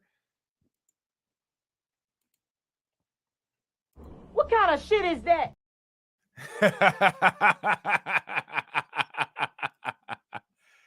There's no doubt about it that people are blaming Biden, and there's no doubt about it that there should be an uptick. The polls suggest for Trump, especially amongst black males. A lot of us feel like for far too long, a lot of people. So again, they're using the gender war tactic. You know what I'm saying? They're using the gender war tactic. So pay very close attention to that. What the left does with black women, the right is trying to create a campaign to do with black men. And there's so many black men, you know what I'm saying, that just have this love affair with white right politics that they'll gladly accept. And he's one of them. Man, you're supposed to, anything that these motherfuckers do, you're supposed to always trash the shit. Even if you believe that it's a, you know what I'm saying? Even if you believe that, yeah, well, certain shit makes sense, you still trash the shit. Like, I don't understand this. I don't understand this soft batch, no spinal cord having shit. I don't understand it. My question, who is raising these males right here? This dude like him, that generation of people, who raised the men of that generation?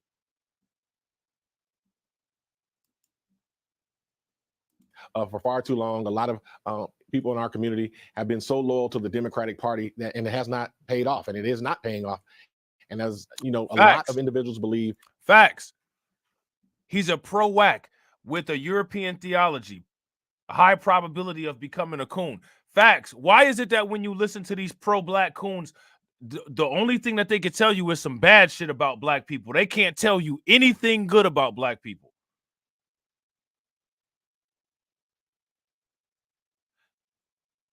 When as soon as a pro-black coon starts off a sentence, we as black people, I start to cringe. I'm like, is this motherfucker gonna say we as black people are some of the most creative people in the world? Nope. We as black people, we's politically as dumbs.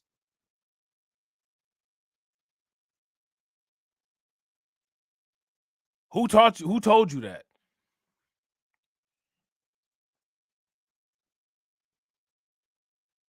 Do y'all notice that? This is the year of revelation. When is the last time you heard a pro-black coon say something good about black people?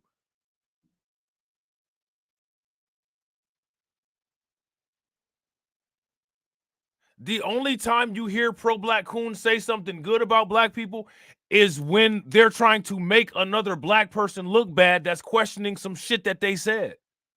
Probably because it sounds like a bunch of county prison cell block B babble.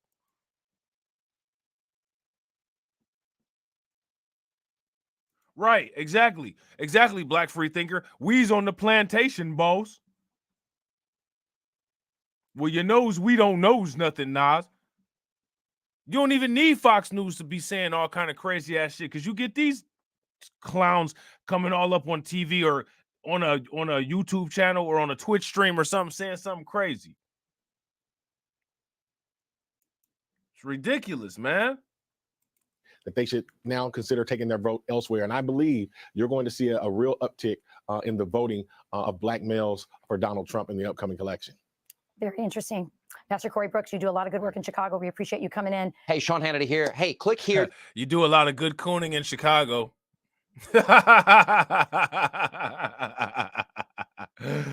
Oh, man, that's what that means, man. That's what that means. You know what I'm saying? All you got to do is just tell these people what they want to hear, and you'll be doing a lot of good work. I should make a coon channel. What y'all think? Y'all will know that the coon channel is fake. You know what I'm saying? But it'll just repeat all of the nonsensical white supremacist / pro-black talking points. And people be like, this dude's smart. He tell the truth. He ain't woke. Stupid asses. Has exploded. Governor Abbott is making big moves as Texas is drowning in illegal immigrants. He's now flying hundreds of them to the sanctuary city of Chicago, Illinois. People living there have been unhappy for months. We got to take it back to the pro-black. We got to take it back to the pro-black coons for a minute, man. There's no hypocrisy like the pro-black coon. In one instance, we the best people in the world. You know what I'm saying? The people of the earth, the natural people. You know what I'm saying? The progenitors of the human race. We created all of the civilization, and everybody just came from us. You know what I'm saying? And then in the same sentence, they'll turn around and say how stupid we are. We ain't never had no power.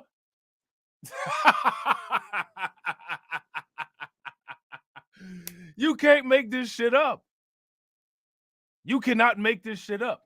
Why have people taken this bullshit from these scammers and clowns for so long? These people, these scammers and clowns need to be broken the same way that Doomsday broke Superman, the same way that Bane broke Batman. They need to be broken.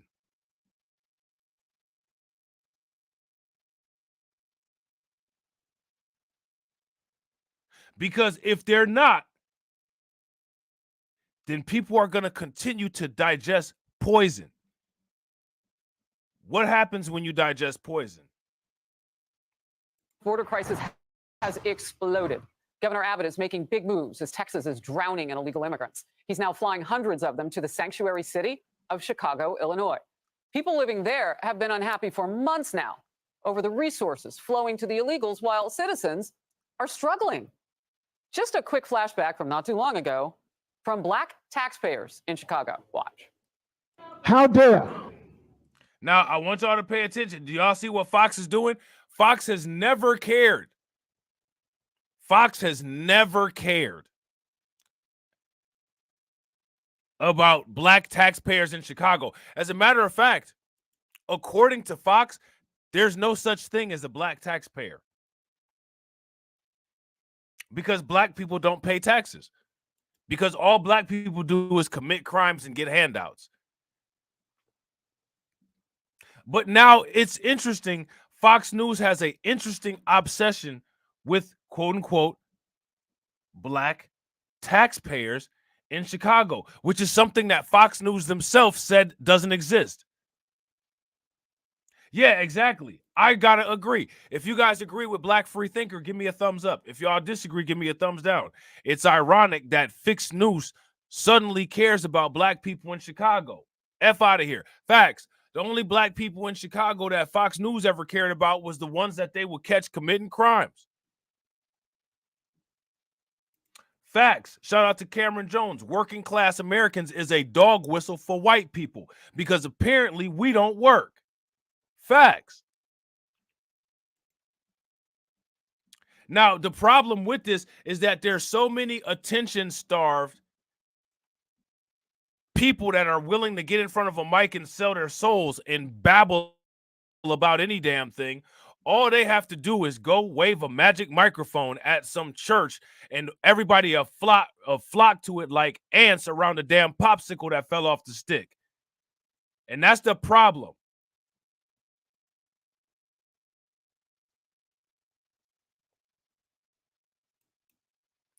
That group of people that have flocked to a microphone put in their face by Fox News like a popsicle that fell off of the stick, they got to get gone. There's no place for them here anymore.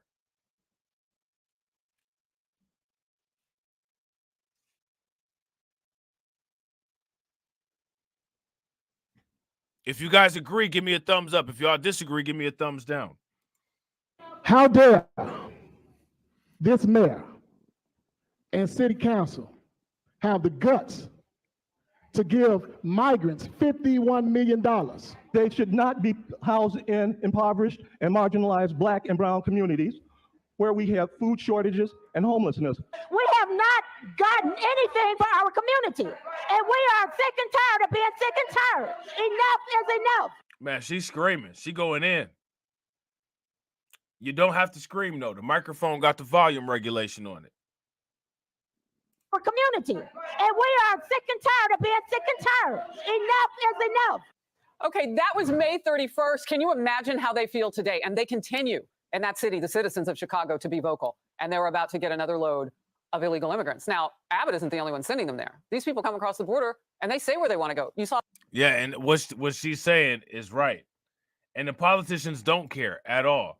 And that's what I'm saying, bro. That's that pro-black coon shit.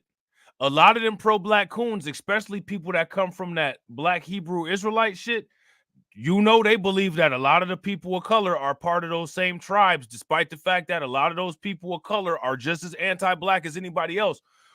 All of this pro-black coon shit, bro, these old-ass ideologies, this outdated-ass bullshit that people from these old generations that have failed at every attempt to try to do anything for us keep trying to push on us, the younger generation.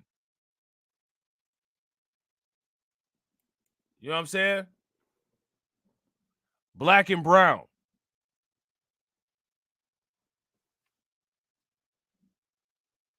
Black. The brown people got an alderman. Ray Lopez does a good job of advocating for the Latino people in Chicago. They don't need your help. And I mean that. I've said this before. I do believe that Ray Lopez does a good job advocating for Latino people. What people got to understand in these situations is that there should not be an expectation of people who are not black to be black first. You know what I'm saying?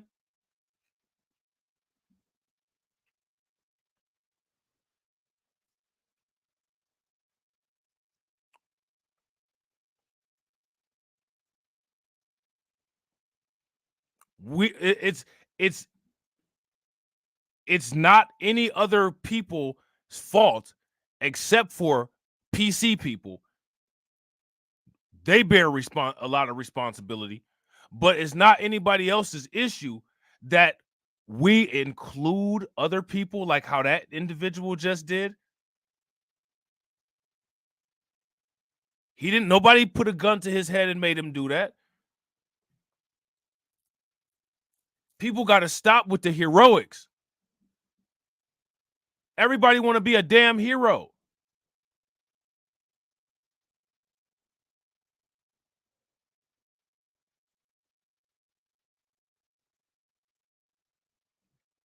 That's exactly what I'm saying, Black Freethinker Facts. Why should a non-black person put themselves second simply because too many of us have been conditioned to self-regulate? Facts.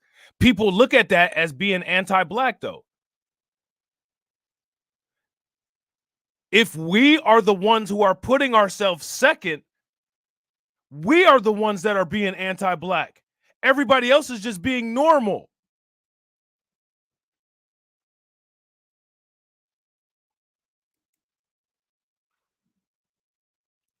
And people don't get that.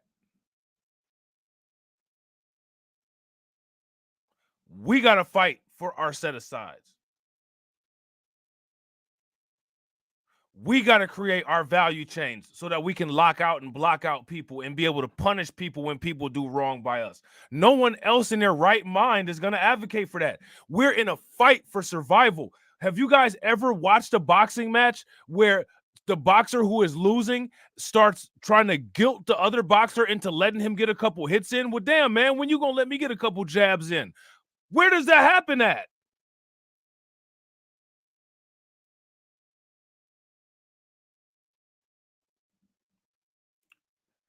Facts, Black Freethinker. I agree 100%. I ain't mad at a regular white man for wanting to feed his babies. He's just being a man. Facts. Any man.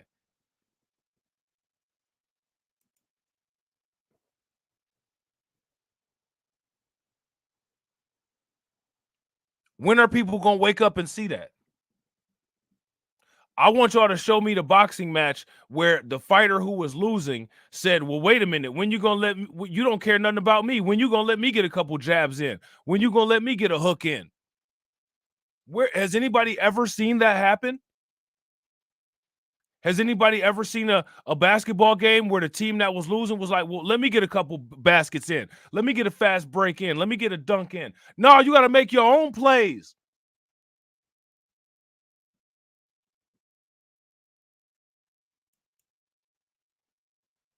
Bill Maloogian pop up.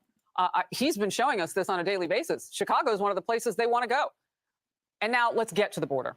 Bill Maloogian is there. And, you know, Bill, when you see how American citizens are concerned that their own resources are soaked up over the mass of humanity that is still standing behind you and streaming Now, in. we got to go back to what Black Free Thinker said, because I agree with Black Free Thinker 100%. Black Free Thinker said, it's ironic that Fixed Noose suddenly cares about black people in Chicago. FOH. That's a fact. And if you ask me, that needs to be called out. People are letting Fox News run around as if they're advocating and allying with black people in Chicago, when Fox News has literally been trashing Chicago for decades.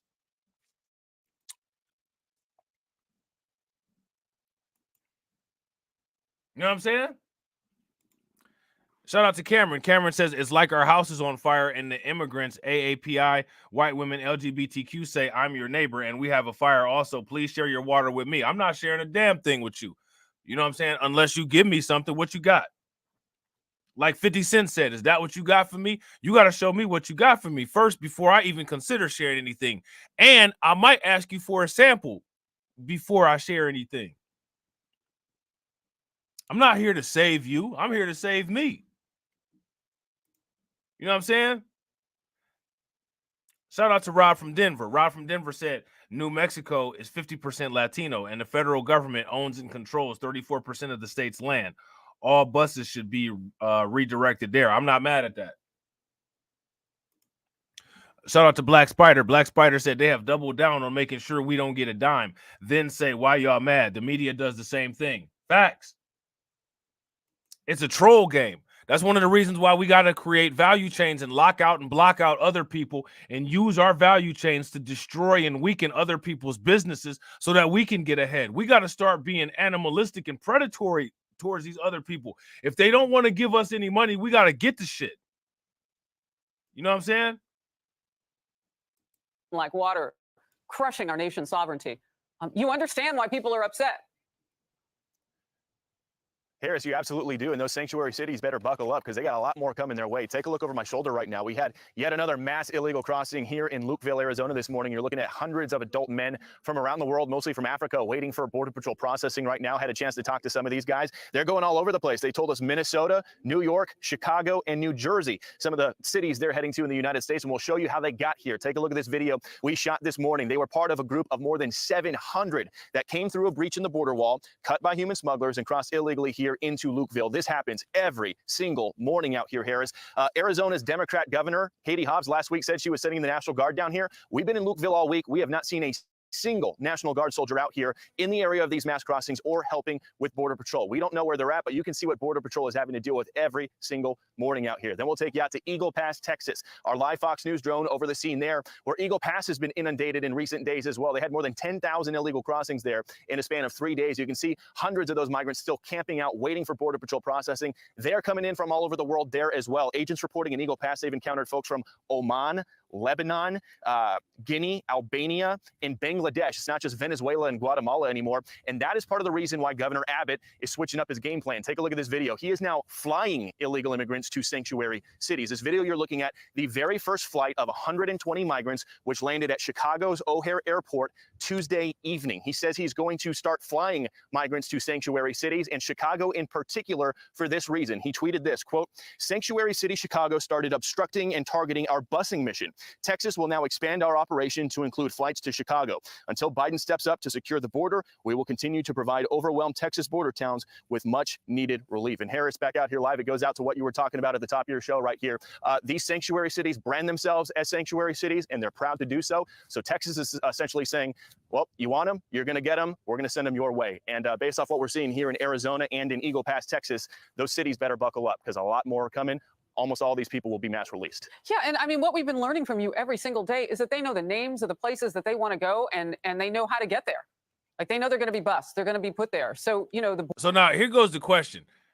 How is it that people know the places that they want to go and how they're going to get there? How do they know this stuff? Where does this information come from? And real quick, shout out to everybody that's watching. I appreciate each and every one of you guys. If you all have not smashed that like button, please take a moment, smash that like button. We're only 4 likes away from our 40, so we can start working on our 50. So if everybody could hit that like, that would be wonderful. border states are doing all that they can, and they are sending some people. But Bill, you've shown us these people already have target cities, and they know they are sanctuaries for them. Great reporting, as always. Thank you. Hey, everyone. I'm Emily Campagno. Catch me and my co-host, Harris. I'm good. I'm good, Emily. So now, shout out to Rob from Denver, because we're actually, wait a minute, hold on real quick. I'll just see something here. The hell? This is interesting. This is interesting. Hold on real quick. All right. So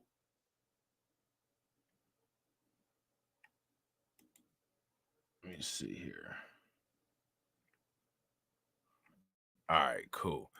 So next, what we're going to look at is the migrants who have been sent to Denver. Okay. How many people knew that there were migrants who were sent to Denver?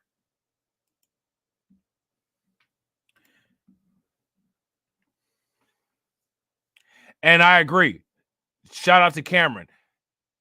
It's a grift. The cartel, Abbott, the bus companies, the shelters, the Democrat mayors, they're all connected. Facts. Facts. It's the same way like what's old boy's name? Ron DeSantis. He was trying to act like he was all outraged about C-19, and then come to find out his wife was invested in one of the big pharma companies that was coming up with C-19 medications. You know what I'm saying? These people are corrupt. Corrupt grifters. Scoundrels. Colorado first now in Denver. In less than 24 hours, 16 buses packed with migrants arrived in Denver. The city of Denver confirms 9 big bus loads arrived last night, 7 this morning. Big facts. We know who the biggest thugs are in America are. Super facts. Super facts. But just for confirmation, who are the biggest thugs in the United States? From Texas. Overall, there are about 3,800 migrants right now in shelters in the metro area. This comes as it is expected more than 10,000 migrants crossed the southern border into the United States in each of the last 3 days. Your reporter, Brian Sherrod, is live in Denver right now. Let's go to him. Brian, you met with many of the migrants today who are unsure what to do next.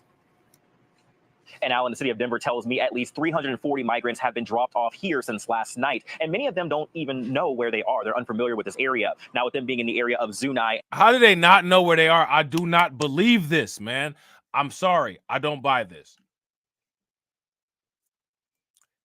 If you was able to navigate your way through jungle in Central America, you know where you are. Let's cut the games. Let's really cut these games. They are just making excuse after excuse after excuse after excuse.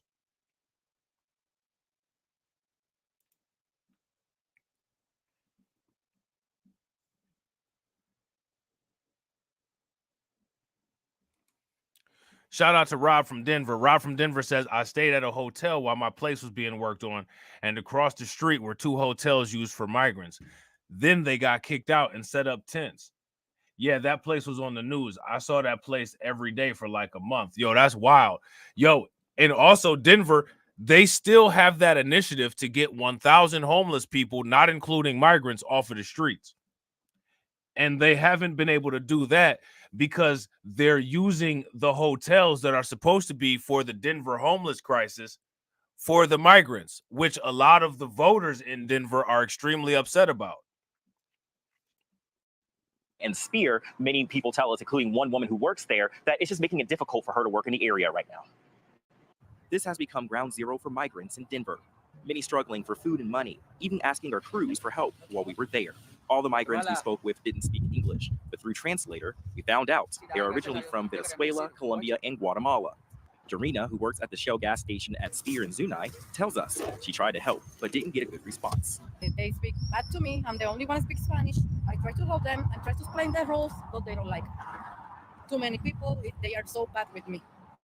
So you see, this lady right here is Latina, and she trying to explain the rules to these people, and they going in on her.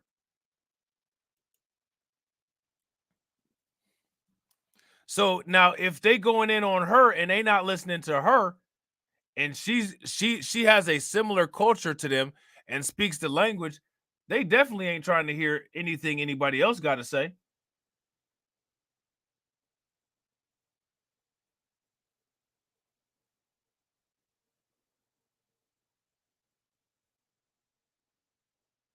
They ain't trying to hear a damn thing anybody else is trying to say.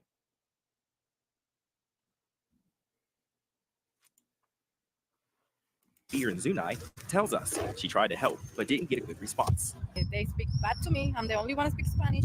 I try to help them and try to explain the rules, but they don't like it. Too many people, they are so bad with me and with my boss.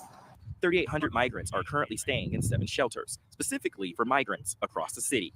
But resources are dwindling. We can run out of room. We can run out of resources. We're already limited as is, and it's just straining an already strained system even further. With the shelters reaching capacity, the city is working to find migrants jobs and housing. They tell us they are doing whatever they can to keep everyone off the streets, especially children. So we recognize everything is much more difficult with a child. That's why we've given families that more time. We don't want children on the streets. We don't want anyone on the streets. Jarena tells us she is thankful for the city's help, but resources need to come faster for these migrants. They are making it harder for her every day. We have to take the stick to clean the window because they still every night. The city tells me that more busloads of migrants could make their way here over Christmas weekend, but right now they don't have the answers of how many and when. But when that time comes, they could be opening up an 8th shelter. I'm Brian Sherrod covering Colorado First. Right. So now we talked about this last night, but Fox News actually decided to make a news clip on it. And I'm curious to see what they said. But do you all remember when we were watching that that one video clip and they said that those migrants had been coached to give the answers that they gave when asked questions about where they wanted to go? If you guys remember that, give me a thumbs up. If y'all don't remember that, give me a thumbs down. Now, Fox News went and clipped that portion of the report and have titled it, "Journalist Reveals Migrants Are Coached by Psychologists on Asylum Claims."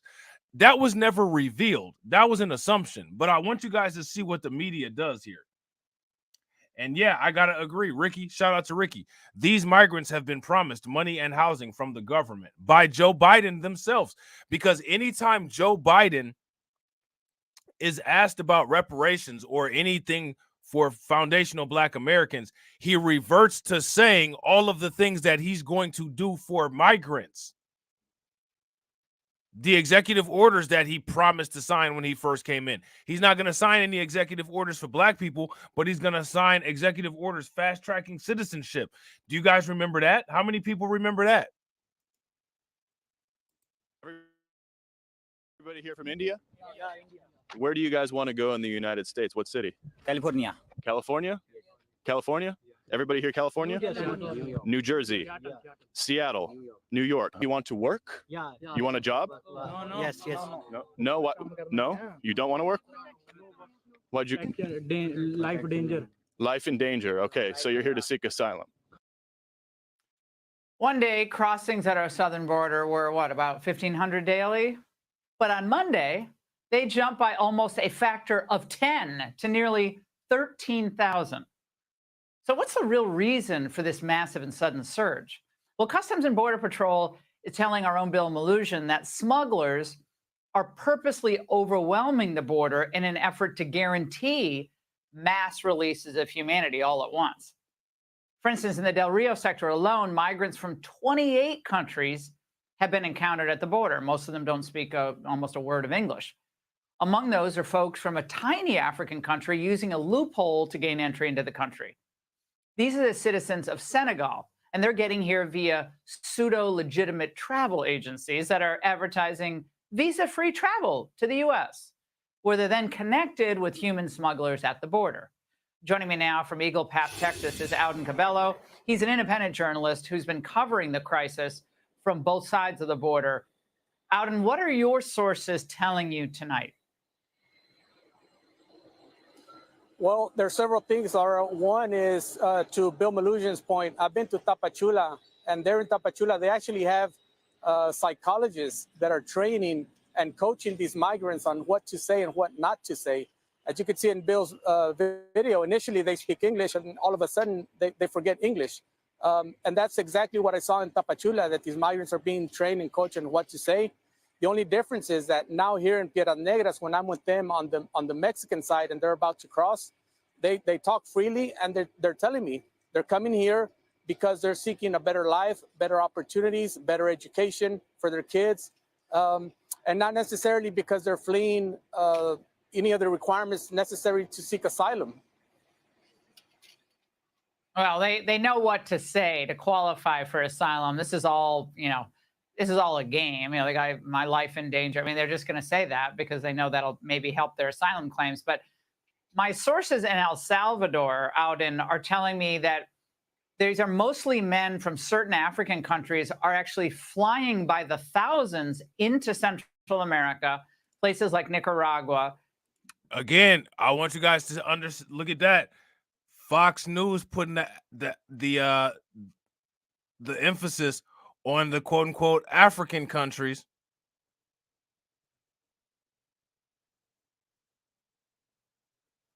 Fox News is putting the emphasis on the African countries. Why are they doing that? And then they're working their way up here, but they're flying into Central America to come into the United States.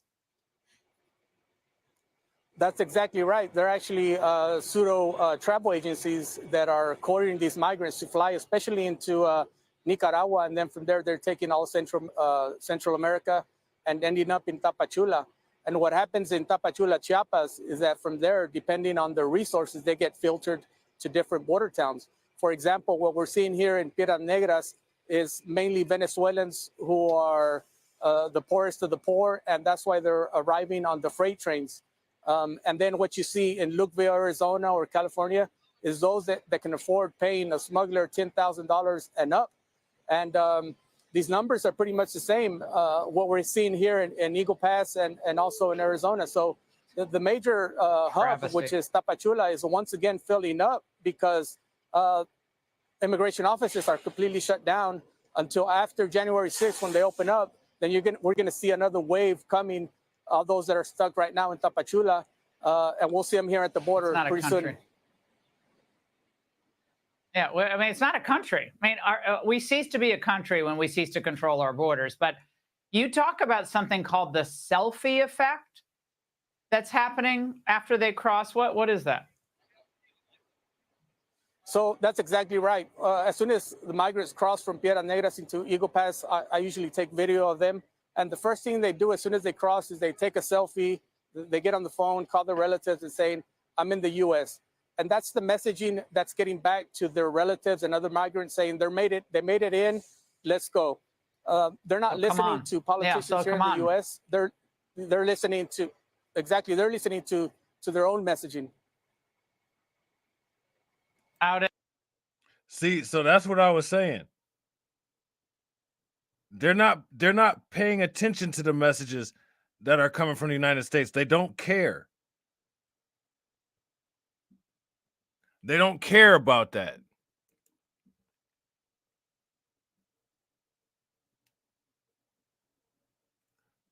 They're using their own messaging and they're communicating amongst themselves with those cell phones.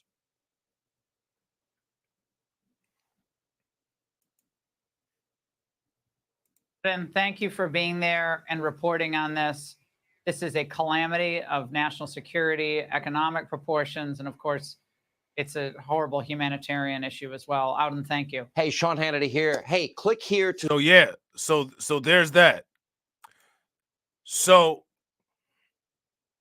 like we said, the Democrats, believe it or not, are finally admitting that the border crisis is an issue. Now, they're admitting it, but they still have yet to act. They're still not doing anything about it. So these are baseless admissions. But let's see what they're talking about. Obviously is important, and we need to figure this out in a bipartisan way. We all know there's a problem at the border. The president does, Democrats do, and we're going to try to solve that problem consistent with our principles. Let's have a robust debate on immigration, but don't hold the issue hostage. State where you are. Let's work it out. We have offered a plan. After nearly 3 years, Democrats are finally starting to discuss the deteriorating situation at our southern border. It comes as the border town of Eagle Pass faces an unprecedented migrant surge, with more than 4,000 migrants crossing there in just the past 24 hours. Joining us now from his border district is Texas Republican Congressman Tony Gonzalez. He also serves on the House Homeland Security Committee. Your 23rd congressional district, Congressman, covers 4 of the Border Patrol sectors: El Paso, Big Bend, Del Rio, a little piece of the Laredo sector. So you are uniquely positioned to talk about this. When you look at, let's put it up on the screen, the Monday number, that 12,600 people crossed our border illegally on Monday, and you see that the Biden administration is willing to talk about this, but apparently do nothing about it. What do you say? John, thank you for having me. You know, my district is at the epicenter of this border crisis. No more words, no more. The time for action is now, and I will work with anybody to solve this problem. Matter of fact, when I hosted the president in my district after the Uvalde school shooting, I asked the president to visit with him. And a year and a half later, I am still waiting to visit with the president on solutions. This is what's happening on the ground. I visited a facility earlier today that has a max capacity of 1,000 people. In there was nearly 6,000. I mean, the numbers, I've never seen it this bad. The human toil is definitely rising. I worry about my agents. I worry about my first responders. I worry about the American citizens that live along the border. We feel lost. We feel forgotten. And we're dealing with all these different things right on the cusp of having Christmas. Yeah, we're seeing some of the pictures that you provided us with of your recent tour of the border. Another picture I want to put up is something that was in Bill Malugin's fine reporting. This immigration appointment that was given to a migrant who claimed asylum. Confirmed appointment for Thursday, January the 23rd, 2031. That's 8 years from now. Now, we saw this clip in another news article that we watched, but I want people to pay very close attention to this. This is how backed up they are. Confirmed appointment, Thursday, January 23rd of 2031. How feasible is that? That's a joke.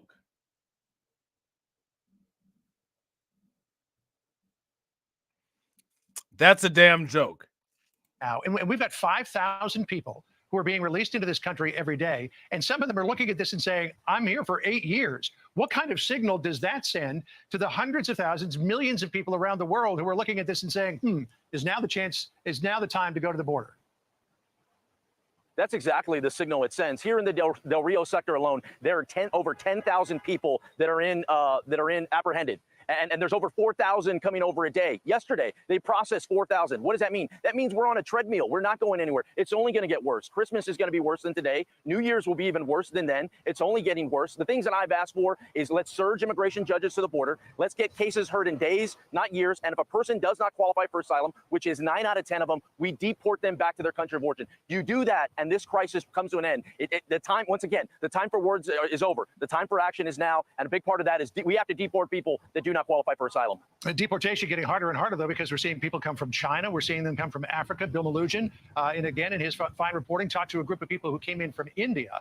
I want to put that video of him talking to them up on the screen because something really interesting happened as he was chatting with them. They said they came from India. Some of them wanted to go to California. They said that they wanted to be here for work. And then one of them said, no, life danger And Bill said he thought that that was coached. And we know that you've got one of the criteria for entry into this country is showing credible fear. And we know that these coyotes, these cartel members who shepherd these migrants across the border, tell them exactly what to say so that they have a better chance of claiming asylum. What did you think of that moment? I'm sure you talked to Bill about it. Oh, no, absolutely. I think it's very real. And we've seen that happen for 3 years now. I've been at the center of these border discussions, these negotiations. Nah. She ain't lying, though. She ain't lying. If y'all agree with Cameron's girl, Cameron said his girl used to say America is a third world country with a Gucci belt. That's facts. That's big facts. On the Senate side. Just yesterday, I was speaking with the senator on some of the things that I think we need to do in order to get this package to a point where we can get it passed. Part of it is everyone is essentially in agreement that we need to raise a credible fear standard, but that alone will not solve that. We have to deport people that do not qualify for asylum. All right. Congressman Tony Gonzalez from the Texas 23rd Congressional District. We always appreciate you spending time with us. We appreciate it. Thank you. All right. So there's that. All right. And that's it. That concludes the surge. So next we'll be going deeper into talking about the laws that Greg Abbott has installed in Texas to be able to directly stop some of the border crossings by allowing the state of Texas to arrest and deport illegal migrants. All right. So shout out to everybody that's in here. If y'all haven't smashed that like button, smash that like button. If y'all haven't subscribed to the channel, subscribe. And as always, ladies and gentlemen,